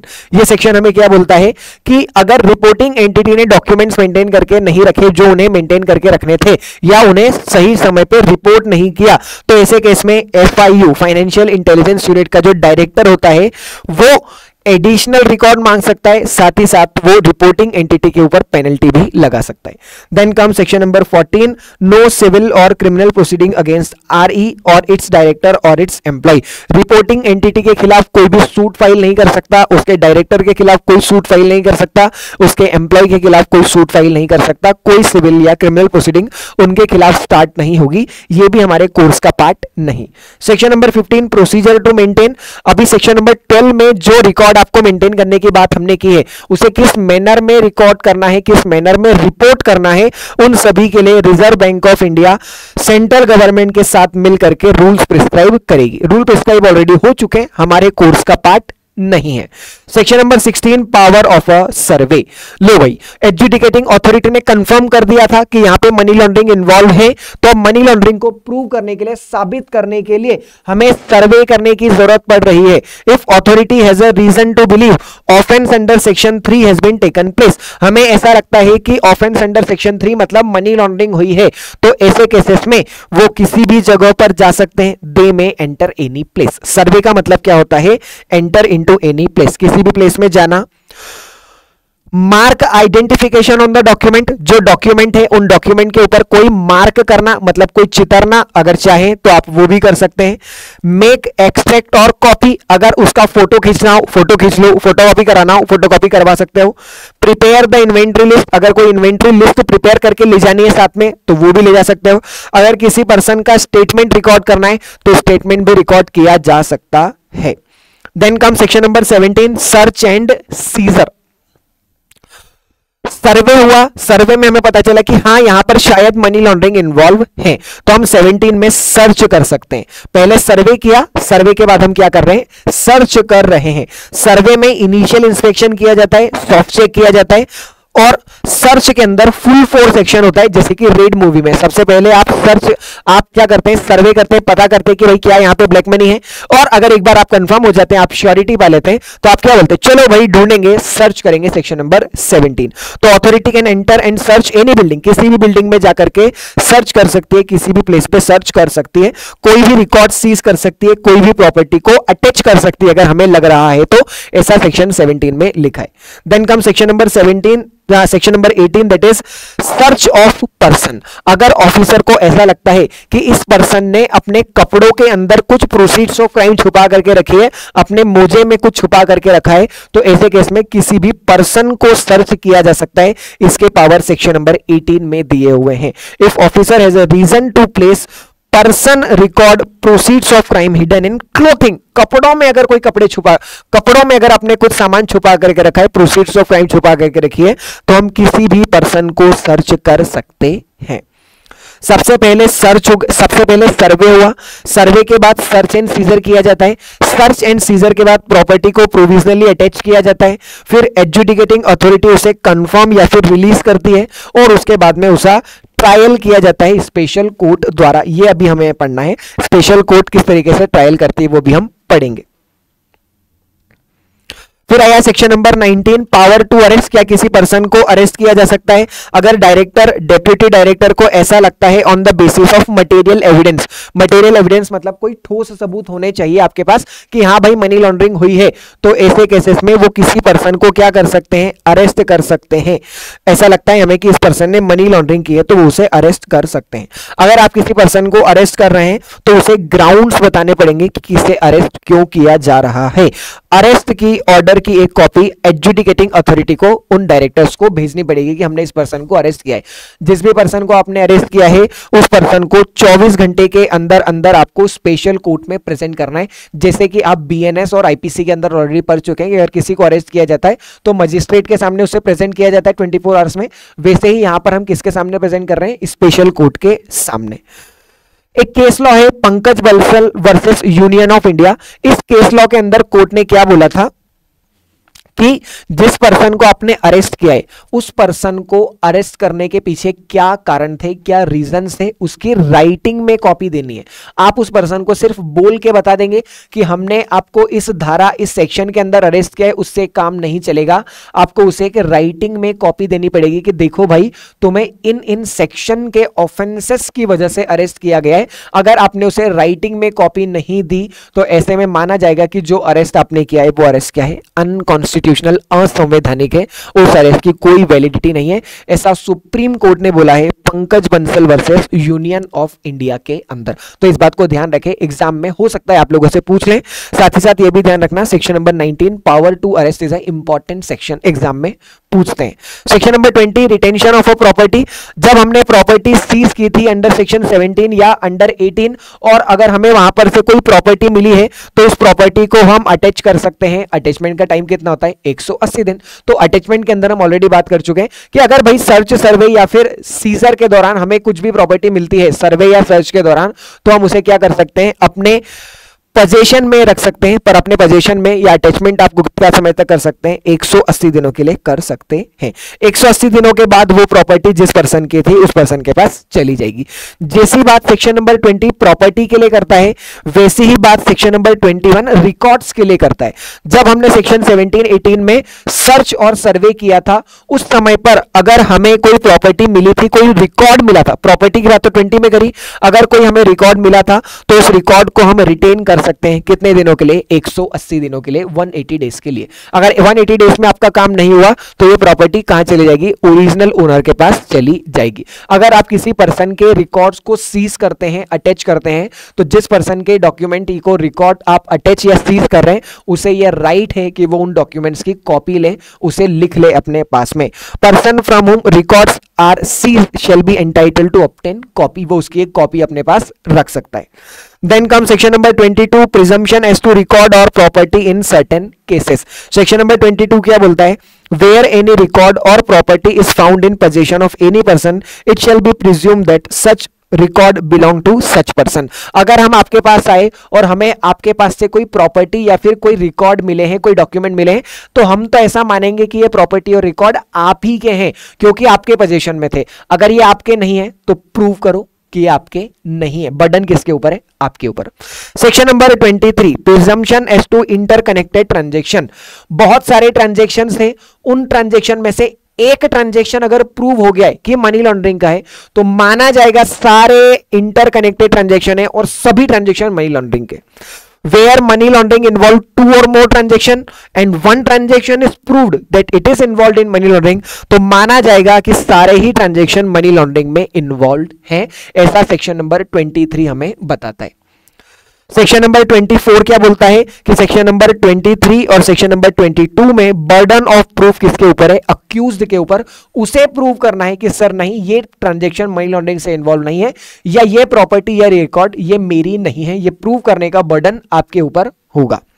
Section number 25 बोलता है एस्टैब्लिशमेंट ऑफ अपीलेट ट्रिब्यूनल। अगर आप इस एक्ट में बनी हुई एडजुडिकेटिंग अथॉरिटी या स्पेशल कोर्ट के डिसीजन से खुश नहीं हैं तो आप अपीलेट ट्रिब्यूनल के पास जा सकते हैं। उस अपीलेट ट्रिब्यूनल को बनाने का काम किसका है, central government. Central government to establish the appellate tribunal to hear appeal against order of adjudicating authority और एनी अदर अथॉरिटी, जैसे कि स्पेशल कोर्ट। स्पेशल कोर्ट या एडजुडिकेटिंग अथॉरिटी ने जो फैसला दिया वो फैसला आपको पसंद नहीं आया, हो सकता है पसंद ना आए, तो उस फैसले के खिलाफ आप क्या कर सकते हैं, अपील कर सकते हैं। अपील कहां करनी है, अपीलेट ट्रिब्यूनल में। तो वो अपीलेट ट्रिब्यूनल कौन बनाएगा, सेंट्रल गवर्नमेंट बनाएगा। ऐसा सेक्शन 25 में लिखा हुआ है। सेक्शन नंबर 26 में क्या बोलते हैं कि जो अपीलेट ट्रिब्यूनल हमने सेक्शन नंबर 25 में बनाया है उसके खिलाफ उसमें आप क्या कर सकते हैं, अपील फाइल कर सकते हैं। अपील कितने दिनों में फाइल करना है, ऑर्डर के 45 डेज के अंदर अंदर, 45 दिनों के अंदर अंदर आपको क्या करनी है, अपील फाइल करनी है। देन कम सेक्शन नंबर 27 से लेकर सेक्शन नंबर 42 हमारे कोर्स का पार्ट नहीं है। ये बहुत सारे वो सेक्शन है जो बीच में गवर्नमेंट ने ओमिट भी कर दिए। हमें अब कहां से पढ़ना है, सेक्शन नंबर 43 से। सेक्शन नंबर 43 क्या बोलता है, सेंट्रल गवर्नमेंट नोटिफिकेशन द्वारा किसी भी कोर्ट को डेजिग्नेट कर सकती है कि ये कोर्ट स्पेशल कोर्ट है। जैसे इंदौर में मान लीजिए एक डिस्ट्रिक्ट कोर्ट बनी हुई है, सेंट्रल गवर्नमेंट नोटिफिकेशन से ये बोल सकती है कि इंदौर की डिस्ट्रिक्ट कोर्ट को क्या माना जाए, स्पेशल कोर्ट माना जाए। तो सेंट्रल गवर्नमेंट अपने नोटिफिकेशन द्वारा किसी भी कोर्ट को स्पेशल कोर्ट डेजिग्नेट कर सकती है। स्पेशल कोर्ट हो सकता है किसी स्पेसिफिक एरिया के हिसाब से डेजिग्नेट किया जाए या किसी स्पेसिफिक केसेस के हिसाब से। जैसे कि हमने बोल दिया इंदौर के सारे कोर्ट, इंदौर के सारे केसेस उस कोर्ट में जाएंगे, तो ये स्पेसिफिक एरिया के हिसाब से बन गई। या हमने बोल दिया कि भैया ब्लैक मनी जिसमें 10 लाख रुपए से कम का ट्रांजैक्शन है वो इस कोर्ट में जाएगा, 10 लाख से 50 लाख के ट्रांजैक्शन उस कोर्ट में जाएंगे। तो यहां स्पेसिफिक केसेस का बाइफिकेशन कर दिया। तो स्पेशल कोर्ट ट्राई कर सकती है अलग अलग कोर्ट, अलग अलग cases depending upon their area और स्पेसिफिक केसेस। सेक्शन नंबर 44, जो स्पेशल कोर्ट सेक्शन 43 में बनाई है, इसका काम क्या होता है? तो सेक्शन 44 क्या बोलता है हमें? Offences tribal by special court. जो स्पेशल कोर्ट बनाई गई है वो कौन कौन से ऑफेंसेस ट्राई करेगा? शेड्यूल्ड ऑफेंस, जो सेक्शन नंबर 4 और सेक्शन नंबर 3 के अंदर हमने शेड्यूल्ड ऑफेंस पढ़े थे, उन शेड्यूल्ड ऑफेंस को ट्राई करने का काम किसका होता है? सिर्फ स्पेशल कोर्ट। ट्राई करने का मतलब होता है उन्हें हियर करना, उन्हें एडजुडिकेट करना। तो एडजुडिकेट करने का काम किसका होता है? सिर्फ स्पेशल कोर्ट। स्पेशल कोर्ट के अलावा कोई और कोर्ट एंटरटेन नहीं कर सकती शेड्यूल्ड ऑफेंस को। मतलब अगर पीएमएलए का ऑफेंस है तो उन्हें सिर्फ स्पेशल कोर्ट ही हियर कर सकती है, ट्राई कर सकती है। और स्पेशल कोर्ट मतलब वो कोर्ट जिन्हें सेक्शन 43 में सेंट्रल गवर्नमेंट ने बनाया है। Then comes section number 45, offenses to be cognizable and non bailable। इस एक्ट के अंदर क्या बोल रहे हैं कि इस एक्ट के अंदर जो भी ऑफेंस है, मतलब शेड्यूल ऑफेंस अगर आपने किया तो शेड्यूल ऑफेंस को कॉग्निजिबल माना जाता है और नॉन बेलेबल माना जाता है। It is very important, exam में सेक्शन नंबर 45 से क्वेश्चन आता है। कॉग्निजिबल का मतलब क्या? सर कॉग्निजिबल का मतलब होता है सीरियस नेचर के ऑफेंसेस, जहां पे पुलिस आपको अरेस्ट कर लेगी और बिना वारंट के, उन्हें कोई वारंट की भी जरूरत नहीं है। तो अगर आपने शेड्यूल ऑफेंस किया है तो शेड्यूल ऑफेंस के केस में इट इज कॉग्निजिबल ऑफेंस, ये सीरियस नेचर का ऑफेंस है। पुलिस बिना किसी अरेस्ट वारंट के आपको आकर के क्या कर सकती है? अरेस्ट कर सकती है। साथ ही साथ ये ऑफेंसेस कैसे होते हैं? नॉन बेलेबल होते हैं। कैसे होते हैं? Non bailable. नॉन बेलेबल का मतलब होता है यहां पे बेल आपका राइट नहीं है, बेल आपको आसानी से नहीं मिलती है, बेल लेने के लिए बहुत बचना पड़ता है, बेल के लिए स्ट्रिक्ट कंडीशंस अप्लाई होती है। Provide that special court may give bail to a person. हालांकि इस एक्ट के अंदर ऑफेंसेस को कॉग्निजिबल और नॉन बेलेबल माना है, फिर भी स्पेशल कोर्ट किन लोगों को बेल आसानी से दे देगी? ऐसे वो पर्सन जिनकी एज 16 साल से कम हो, जो 16 साल से छोटे हो। ध्यान रखना, मैंने माइनर नहीं बोला क्योंकि माइनर तो हम 18 साल से कम वालों को बोलते हैं। यहां माइनर नहीं लिखा है, यहां लिखा है 16, जो 16 साल से कम के हैं वो। इसके अलावा वुमेन, अगर वुमेन ने शेड्यूल ऑफेंस किया है तो उसे फिर भी बेल मिल सकती है। सिक, कोई अगर बीमार है, इन्फॉर्म है, तो ऐसे केस में उसे भी बेल मिल जाती है। या फिर आपका अमाउंट 1 करोड़ से कम का है, अगर अमाउंट 1 करोड़ से कम का है तो आपको बेल मिल जाएगी। 1 करोड़ से ज्यादा हुआ तो बेल के लिए स्ट्रिक्ट कंडीशंस लगती है। सर मान लीजिए मैं 16 साल से ज्यादा का हूं, मैं विमेन नहीं मैन हूं, मैं बीमार भी नहीं हूं और मैंने ऑफेंस किया है जिसका अमाउंट 1 करोड़ से ज्यादा है, तो क्या मुझे बेल मिलेगी ही नहीं? नहीं, बेल मिलेगी, पर बेल के लिए स्ट्रिक्ट कंडीशंस होगी। कौन कौन सी स्ट्रिक्ट कंडीशन होगी? Public prosecutor is given a opportunity to oppose the bail. Public prosecutor का मतलब होता है सरकार का वकील। जो सरकारी वकील होता है उसे भी बोलने का मौका दिया जाए, उसे मौका दिया जाए कि वो बेल को अपोज कर पाए। मतलब ऐसा नहीं हो सकता कभी भी कि पब्लिक प्रोसिक्यूटर प्रेजेंट ही नहीं था और कोर्ट ने बेल दे दी। क्यों? क्योंकि public prosecutor must be given opportunity to oppose the bail. Second, court has a reason to believe that person is not guilty. Public prosecutor के बोलने के बाद भी कोर्ट को ऐसा लगता है कि इस पर्सन ने मनी लॉन्ड्रिंग नहीं की है और साथ ही साथ हम इसे छोड़ देंगे तो ये वापस बाहर जाकर कोई ऑफेंस नहीं करेगा। अगर ऐसा कोर्ट को लगता है तो कोर्ट क्या कर सकती है? स्ट्रिक्ट कंडीशंस के बाद बेल किसी पर्सन को दे सकती है। वैसे हमने क्या पढ़ा सेक्शन 45 में कि इस एक्ट के अंदर ऑफेंसेस को कॉग्निजिबल और नॉन बेलेबल मानते हैं। Section number 52, power of a central government to issue the direction. इस एक्ट को व्यवस्थित चलाने के लिए, इस एक्ट के प्रॉपर एडमिनिस्ट्रेशन मैनेजमेंट के लिए सेंट्रल गवर्नमेंट चाहे क्या, central government time to time direction order issue करती रहेगी ताकि इस एक्ट को बढ़िया तरीके से चला पाए। Then come section number 56, very important, agreement with a foreign country. क्या बोलता है? Central government may enter into agreement with government of any other country. Central government किसी भी कंट्री की गवर्नमेंट के साथ कॉन्ट्रैक्ट में एंटर कर सकती है। किस चीज के कॉन्ट्रैक्ट में एंटर कर रही है? Enforcing provision of this act, इस एक्ट के प्रोविजन को इन्फोर्स करवाने के लिए हम किसी दूसरी गवर्नमेंट के साथ भी क्या कर सकते हैं?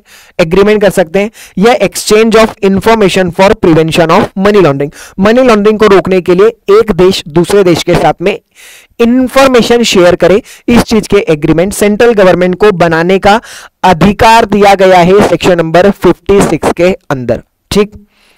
Section number 57, letter of request to contracting state. Section 56 में हमने क्या बोला कि सेंट्रल गवर्नमेंट किसी दूसरी कंट्री की गवर्नमेंट के साथ में एग्रीमेंट में एंटर हो सकती है। लेट्स से इंडिया की central government England, that is United kingdom की सेंट्रल गवर्नमेंट के साथ एग्रीमेंट में एंटर हो गई। ठीक। एग्रीमेंट में एंटर होने के बाद हमने क्या किया? सेक्शन 57 के अंतर्गत एक लेटर ऑफ रिक्वेस्ट भेजा। किसे? Contracting state. कॉन्ट्रैक्टिंग स्टेट का मतलब होता है फॉरेन गवर्नमेंट की, फॉरेन कंट्री की गवर्नमेंट। कॉन्ट्रैक्टिंग स्टेट का मतलब होता है फॉरेन कंट्री की गवर्नमेंट। तो हम यहां लेटर ऑफ रिक्वेस्ट भेज रहे हैं। किसे भेज रहे हैं? कॉन्ट्रैक्टिंग स्टेट को। If in course of investigation, हम इन्वेस्टिगेशन कर रहे थे किसी ऑफेंस के अंदर, स्पेशल कोर्ट को एप्लीकेशन की गई।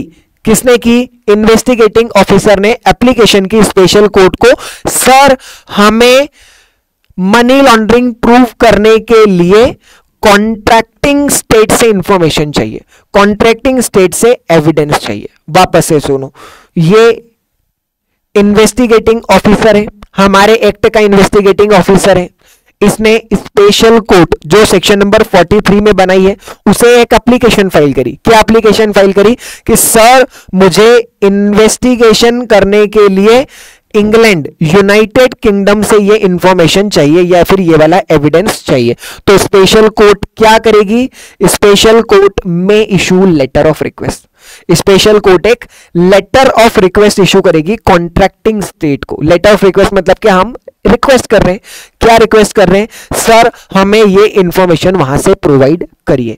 एवरी स्टेटमेंट रिकॉर्डेड और रिसीव्ड अंडर दिस सेक्शन, वहां की कोर्ट जब हमें इंफॉर्मेशन प्रोवाइड करेंगे तो हम मानेंगे कि ये इंफॉर्मेशन यहीं पर हमें प्रोवाइड की गई है। तो सेक्शन नंबर 56 क्या बोलता है कि सेंट्रल गवर्नमेंट क्या कर सकती है? सेंट्रल गवर्नमेंट किसी भी कंट्री की गवर्नमेंट के साथ में एग्रीमेंट कर सकती है। तो सेक्शन 57 में हमने मान लो गवर्नमेंट के साथ एग्रीमेंट किया और हमने उन्हें लेटर ऑफ रिक्वेस्ट भेजी, तो लेटर ऑफ रिक्वेस्ट भेज सकते हैं। लेटर ऑफ रिक्वेस्ट सबसे पहले इंस्पेक्टिंग ऑफिसर, इन्वेस्टिगेटिंग ऑफिसर किसे भेजेगा? कोर्ट को, स्पेशल कोर्ट को, और फिर स्पेशल कोर्ट वो लेटर ऑफ रिक्वेस्ट बना करके कॉन्ट्रैक्टिंग स्टेट को भेज देगी। फिर वहां से कॉन्ट्रैक्टिंग स्टेट हमें जवाब दे देगी।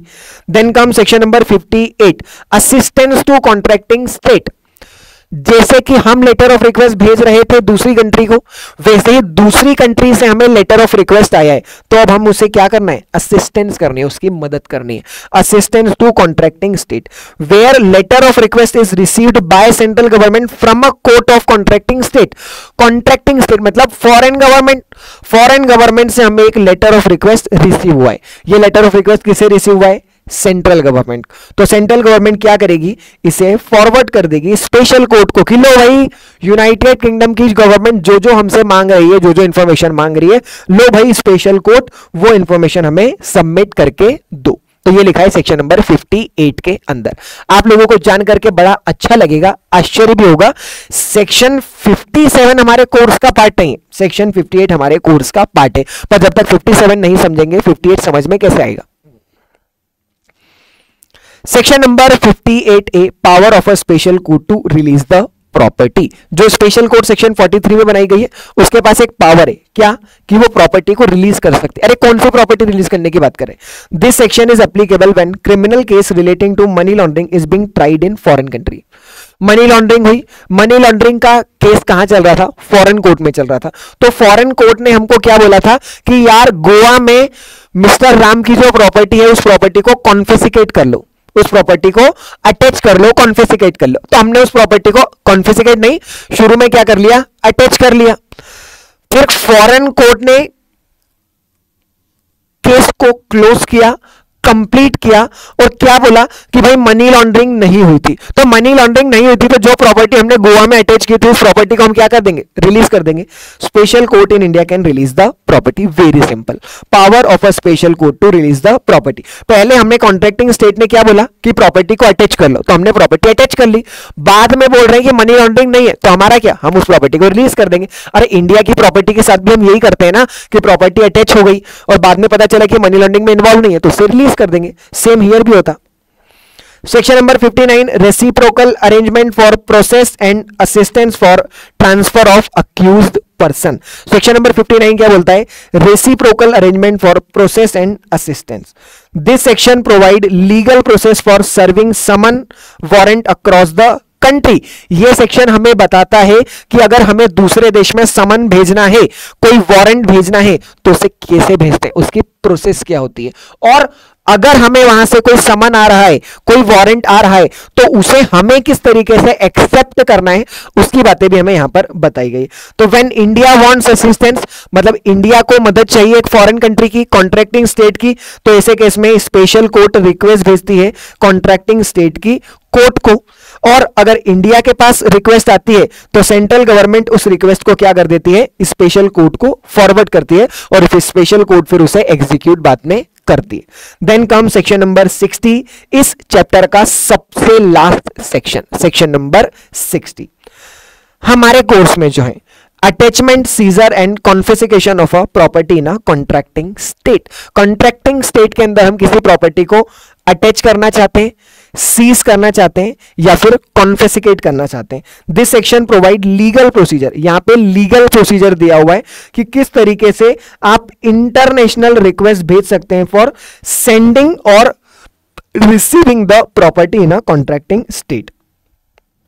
तो जब इंडिया को कॉन्फिस्केट करना हो कोई बाहर की प्रॉपर्टी, तो when director has attach the property, AAS confirm the attachment, special court pass confiscation order, special court में issue a letter of request. India के अंदर पहले हमने बोला कि प्रॉपर्टी अटैच कर लो, तो कॉन्ट्रैक्टिंग स्टेट ने प्रॉपर्टी को अटैच कर लिया था। फिर हमने ऑर्डर पास किया कि हाँ भाई यहां पे तो मनी लॉन्ड्रिंग हुई थी तो इस प्रॉपर्टी को कॉन्फिस्केट कर लिया जाए। तो स्पेशल कोर्ट एक लेटर ऑफ रिक्वेस्ट भेजेगी फॉरेन कोर्ट को और फॉरेन कोर्ट उस प्रॉपर्टी को जाकर के क्या कर लेगी, अटैच कर लेगी। जो प्रॉपर्टी अभी अटैच की थी उस प्रॉपर्टी को जाकर के कॉन्फिस्केट कर लिया जाएगा। When India receives request from foreign court for attachment, foreign court से हमें रिक्वेस्ट आई है कि प्रॉपर्टी को अटैच कर लिया जाए, तो central government receives the letter of request, वो इसे फॉरवर्ड करेगी डायरेक्टर को और डायरेक्टर फिर इसे बाद में क्या कर लेगा, अटैच कर लेगा, जैसा हमें कॉन्ट्रैक्टिंग स्टेट ने बोला था वैसा। और ये खत्म हुआ सेक्शन नंबर 60। तो इस एक्ट के अंदर जितने जितने सेक्शंस थे वो सारे अब हम लोगों के खत्म हो गए। अब हम कुछ छोटे से इंडिपेंडेंट टॉपिक्स हैं जो एग्जाम पॉइंट ऑफ व्यू बहुत ज्यादा इंपॉर्टेंट है, उसको डिस्कस कर लेते हैं। रेगुलेटेड एंटिटी का मतलब क्या होता है, वैसे सेक्शन 12 में हम ऑलरेडी पढ़ चुके हैं रेगुलेटेड एंटिटी का मतलब क्या होता है। वापस से एक बार देख लेते हैं कि रेगुलेटेड एंटिटी का मतलब क्या होता है। सर रेगुलेट एंटिटी मतलब वो होती है जिन्हें पीएमएलए एक्ट 2002 और पीएमएलए रूल्स 2005 इनको कंप्लायंस करना पड़ता है। रेगुलेटेड एंटिटी का मतलब क्या होता है। सर रेगुलेटेड एंटिटी मतलब सारी commercial bank, state bank of India, Indian bank, central bank of India, HDFC, ICICI bank, सारी कमर्शियल बैंक। और कौन, रीजनल रूरल बैंक जो होती है, आरआरबी जो होती है, लोकल एरिया की कोई बैंक है, कोई कोऑपरेटिव बैंक है, या ऐसी कोई सी भी एंटिटी जिसे बैंकिंग लाइसेंस दिया गया है अंडर सेक्शन 22, उसे रेगुलेटेड एंटिटी माना जाएगा। या फिर कोई फाइनेंशियल इंस्टीट्यूशन जैसे कि हाउसिंग फाइनेंस कंपनी हो गई, कोई NBFC non banking financial company, कोई miscellaneous non banking financial company, कोई residuary non banking financial company, मतलब किसी भी तरह की एनबीएफसी हो उसे क्या बोलते हैं, रेगुलेटेड एंटिटी। कोई पेमेंट सर्विस प्रोवाइडर जैसे यूपीआई की सर्विस जो होती है, कोई सिस्टम का पार्टिसिपेंट या कोई भी मनी ट्रांसफर का एजेंट हो, उस एजेंट को भी रेगुलेटेड एंटिटी मानते हैं। हर रेगुलेटेड एंटिटी को केवाईसी पॉलिसी बनानी पड़ती है। क्या करना पड़ता है? हर रेगुलेटेड एंटिटी को केवाईसी पॉलिसी बनानी होती है। वो केवाईसी पॉलिसी के अंदर 4 एलिमेंट होने चाहिए। कौन कौन से 4 element? Customer acceptance policy, customer को किस तरीके से एक्सेप्ट किया जाएगा उसकी एक पॉलिसी होनी चाहिए। कस्टमर आइडेंटिफिकेशन, कस्टमर को कैसे आइडेंटिफाई करना है हमें उसकी एक पॉलिसी होनी चाहिए। ट्रांजैक्शंस को मॉनिटर करने की पॉलिसी होनी चाहिए और रिस्क को मैनेज करने की पॉलिसी होनी चाहिए। तो रेगुलेटेड एंटिटीज कौन होती है? और रेगुलेटेड एंटिटीज को केवाईसी की 4 पॉलिसी बनानी होती है। ये 4 एलिमेंट इनकॉर्पोरेट करने पड़ते हैं, ध्यान रखना। हमने सेक्शन 12 में पढ़ा था रेगुलेटेड एंटिटी को फाइनेंशियल इंटेलिजेंस यूनिट को कुछ चीजें भेजनी पड़ती है। तो फाइनेंशियल इंटेलिजेंस यूनिट का मतलब क्या होता है? सर, फाइनेंशियल इंटेलिजेंस यूनिट एक सेंट्रल नेशनल एजेंसी होती है। क्या होती है? एक सेंट्रल नेशनल एजेंसी जो क्या करती है? रिसीव करती है, एनालाइज करती है क्या? Information about suspicious financial transaction. अगर कोई सस्पिशियस फाइनेंशियल ट्रांजैक्शन हुआ है तो रिपोर्टिंग एंटिटी किसको भेजेगी? फाइनेंशियल इंटेलिजेंस यूनिट को, और फाइनेंशियल इंटेलिजेंस यूनिट उसे रिसीव करेगी और एनालाइज करेगी उस इंफॉर्मेशन को। और क्या फंक्शंस होते हैं फाइनेंशियल इंटेलिजेंस यूनिट के? Sir, collection of information from RE, regulated entity से इंफॉर्मेशन को कलेक्ट करना, उस इंफॉर्मेशन को एनालाइज करना, बाद में उस इंफॉर्मेशन को शेयर करना विद अदर अथॉरिटी। जैसे कि मान लीजिए फाइनेंशियल इंटेलिजेंस यूनिट को ये पता चला कि यहां पे तो इनकम टैक्स भी चोरी किया गया है, तो उस चीज को इनकम टैक्स डिपार्टमेंट को बताना। जीएसटी की चोरी की गई है तो जीएसटी डिपार्टमेंट को उस इंफॉर्मेशन के साथ शेयर करना। Act as a central repository, repository मतलब वो होते हैं जो डॉक्यूमेंट के डेटा को स्टोर करते हैं, डेटाबेस बना करके रखते हैं। तो ये एक नेशनल डेटाबेस मेंटेन करके रखते हैं। इसके अलावा रिसर्च एंड एनालिसिस, ये साथ साथ में रिसर्च एंड एनालिसिस का काम भी करते हैं ताकि रेगुलेटेड एंटिटी और बैंक के लिए पॉलिसी बना पाए, नई नई पॉलिसी रिकमेंड कर पाए। Freezing of asset under section 51A of unlawful activity Prevention Act 1967. Central government is empowered to freeze, seize or attach fund and financial asset held by individual engaged in terrorism or any unlawful activity. अगर आपने कोई सी भी unlawful activity की है तो उस unlawful activity से कमाई गई कोई भी प्रॉपर्टी को सेंट्रल गवर्नमेंट फ्रीज कर सकती है, सीज कर सकती है, अटैच कर सकती है। ऐसा पावर सेंट्रल गवर्नमेंट को दिया गया है section 51A of unlawful activity prevention act 1967।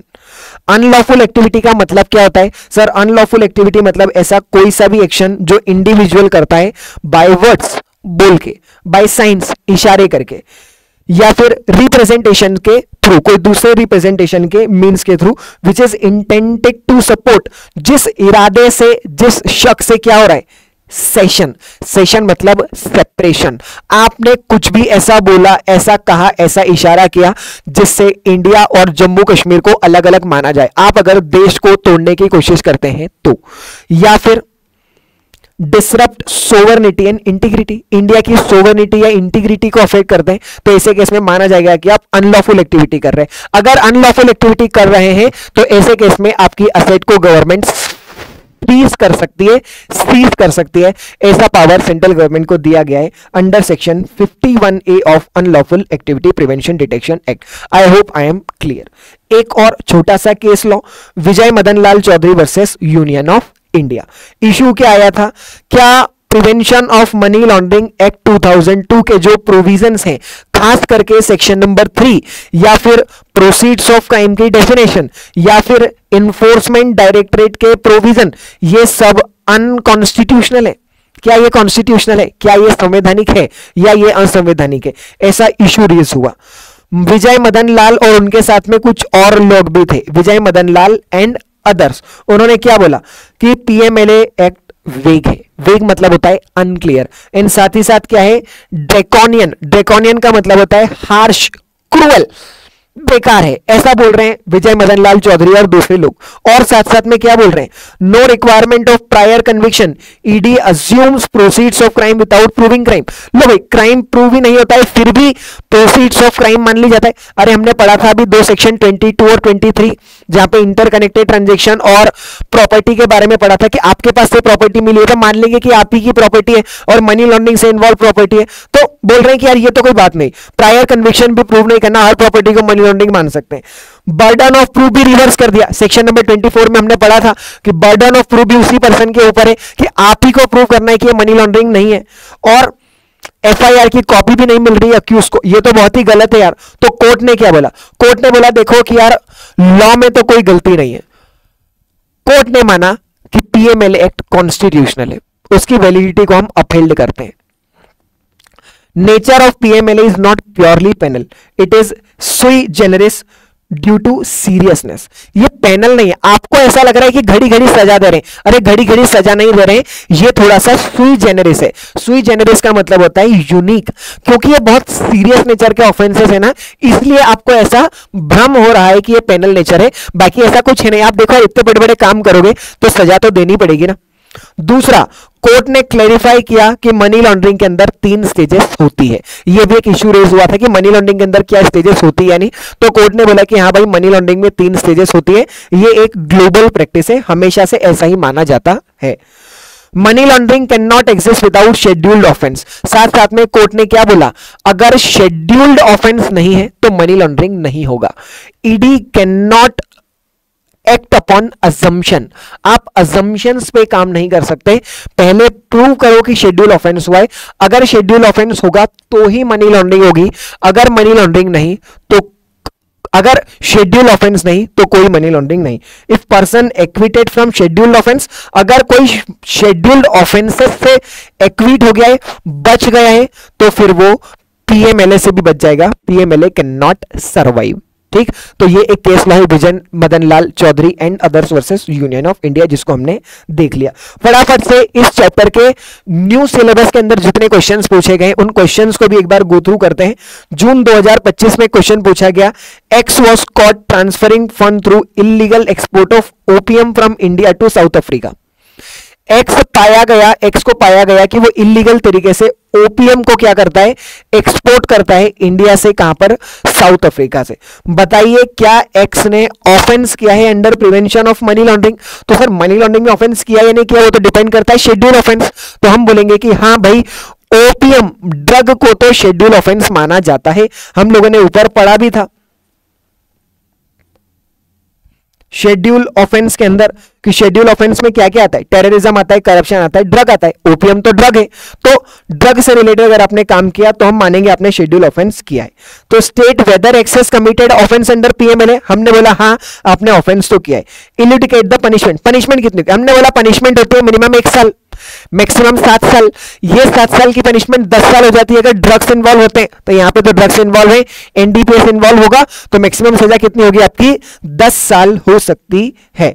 इसका आंसर अभी आया नहीं है, जून 2025 के सजेस्टेड आंसर इंस्टीट्यूट ने अभी रिलीज किए नहीं है, तो चैट जीपीटी ने जो हल्का फुल्का आंसर बनाया है, हल्का फुल्का क्या बिल्कुल सही होगा, सिर्फ लैंग्वेज चेंज होगी, बाकी आंसर सही होगा। तो हम मानेंगे कि इलीगल एक्सपोर्ट ऑफ ओपीएम को शेड्यूल ऑफेंस मानते हैं, ये हम लोगों को पहले से ही पता था, क्योंकि आपने ओपीएम एक्सपोर्ट करके जो फंड आए उस फंड को आप ट्रांसफर कर रहे थे, तो हम मानेंगे कि ये प्रोसीड्स ऑफ क्राइम है, और प्रोसीड्स ऑफ क्राइम को आप जानबूझ करके कर रहे हैं तो इसे मनी लॉन्ड्रिंग माना जाएगा। मनी लॉन्ड्रिंग की सजा होती है 3 साल, मैक्सिमम 7 साल, ये सजा 7 साल से बढ़ करके 10 साल हो जाती है अगर आप ड्रग्स में इन्वॉल्व होते हैं तो। ये हो गया जून 2025 के अटेम्प्ट का question. Then come December 2024, I believe सबसे ट्रिकी क्वेश्चन जो पीएमएलए का इंस्टीट्यूट ने पूछा होगा वो यही वाला होगा, और इसीलिए मैंने आप लोगों को एक केस लॉ पढ़ाया था, ईडी वर्सेस पद्मनाभम किशोर, जहां पे हमने बात करी थी intent, bribe is very important. तो ये यहां से है, देखो, Ravinder is a public servant and sum of 50 lakh were recovered from his car parked outside his house. उसके घर के बाहर एक कार खड़ी थी, उस कार में से 50 लाख रुपए मिले। किसकी कार में से? रविंदर, जो कौन है, एक पब्लिक सर्वेंट, ठीक है। While he was sitting in his car with उत्तम, ओ माय गॉड, उस समय पे वो उसके दोस्त बिजनेसमैन उत्तम के साथ बैठा था जब 50 लाख रुपए उसकी गाड़ी में से मिले। Who allegedly handed over this money to clear his income tax file. हम ऐसा मान रहे हैं कि ये जो 50 लाख रुपए हैं, ये 50 लाख रुपए इनकम टैक्स की फाइल को क्लियर करने के लिए पे किए गए थे। Explain whether this money can be regarded as proceed of crime, क्या इस पैसों को प्रोसीड्स ऑफ क्राइम माना जाएगा under the PMLA act. What defence can Ravinder submit, क्या डिफेंस रविंदर सबमिट कर सकता है। Support your answer with the relevant case law, तो रेलेवेंट केस लॉ का नाम है ईडी वर्सेस पद्मनाभम किशोर, इन्फोर्समेंट डायरेक्टरेट वर्सेस पद्मनाभम किशोर। तो हम बोलेंगे देखो प्रोसीड्स ऑफ क्राइम का मतलब होता है एनी प्रॉपर्टी डिराइव डायरेक्टली और indirectly in connection with the scheduled offence. अगर आपने शेड्यूल्ड ऑफेंस किया है तो उस शेड्यूल्ड ऑफेंस से जो प्रॉपर्टी होती है उस प्रॉपर्टी को प्रोसीड्स ऑफ क्राइम मानते हैं। अब ये जो 50 लाख रुपए हैं ये प्रोसीड्स ऑफ क्राइम है या नहीं है, ये डिपेंड करता है कि आपने शेड्यूल ऑफेंस किया है क्या। तो हम बोलेंगे कि हाँ भाई ब्राइब को शेड्यूल ऑफेंस मानते हैं, पर प्रूव करना पड़ेगा कि ये ब्राइब है, और ये प्रूव करने का काम किसका है, रविंदर का है। वो प्रूव करेगा कि ब्राइब नहीं है। डिफेंस क्या अवेलेबल है रविंदर के पास, तो रविंदर ये डिफेंस दे सकता है कि सर ये अमाउंट ब्राइब का है ही नहीं। उसने अगर ये प्रूव कर दिया कि ब्राइब ही नहीं है, ब्राइब ही नहीं होगा मतलब शेड्यूल ऑफेंस ही नहीं है, शेड्यूल ऑफेंस ही नहीं है मतलब प्रोसीड्स ऑफ क्राइम नहीं है, प्रोसीड्स ऑफ क्राइम नहीं है मतलब पीएमएलए ही नहीं है। सिंपल सी बात है। एक बार आंसर पढ़ना, थोड़ी सी लैंग्वेज इसकी टफ आपको लगेगी कि अरे ये क्या लिखा हुआ है, पर कंक्लूजन वही है जो मैं आपको बता रहा हूं। It is a tough question, ऐसे क्वेश्चन इंस्टीट्यूट जनरली नहीं पूछता है, वंस इन अ वाइल पूछता है। जून 24, what is meant by regulated entity. Regulated entity का मतलब क्या होता है। सो रेगुलेटेड मतलब सारी commercial bank, regional rural bank, local area की बैंक, कोऑपरेटिव बैंक या ऐसी कोई सी भी एंटिटी जिसे सेक्शन 22 के अंदर बैंकिंग लाइसेंस दिया गया है, वो सारी फाइनेंशियल इंस्टीट्यूशन, सारी एनबीएफसी, सारी मिसलेनियस एनबीएफसी या फिर रेसिडियरी एनबीएफसी, सारे पेमेंट सिस्टम प्रोवाइडर या कोई भी ऑथोराइज पर्सन जिसे मनी ट्रांसफर का लाइसेंस मिला हुआ है वो। दिसंबर 2023 के एग्जाम में फॉर्चुनेटली अनफॉर्चुनेटली इस चैप्टर से कोई क्वेश्चन आया नहीं, तो दिसंबर 23 हमारा न्यू स्कीम का पहला अटेम्प्ट था। तो न्यू स्कीम के जितने भी क्वेश्चन इंस्टीट्यूट ने पूछे हैं वो सारे ही क्वेश्चन अभी तक हम लोगों ने डिस्कस कर लिए। तो उम्मीद करता हूं कि आप लोगों को ये रिवीजन वीडियो हेल्पफुल रहेगा। थोड़ा सा बड़ा हो गया ये वीडियो, क्यों, क्योंकि चैप्टर भी काफी बड़ा है, पर हम लोगों ने इस चैप्टर को काफी डिटेल में डिस्कस किया था क्लास में भी, और उतना ही डिटेल में डिस्कस करने की कोशिश की यहां पर भी। उम्मीद करता हूं कि आप लोगों के सारे डाउट्स में रिजॉल्व कर पाया। स्टिल अगर आप लोगों के कोई डाउट्स बचते हैं तो feel very free to reach me out in the comment और टेलीग्राम। ठीक है, till then bye bye, have a good day. Additionally ये जो नोट्स मैंने यहाँ पे यूज किए हैं ये नोट्स आपको डिस्क्रिप्शन बॉक्स में भी मिल जाएंगे, तो आप वहां से लिंक से इसे एक्सेस कर सकते हैं। Till then bye bye, have a good day. बहुत जल्दी मिलेंगे बेनामी ट्रांजैक्शन प्रोहिबिशन एक्ट 1988 के रिवीजन के साथ। Till then bye bye and have a good day.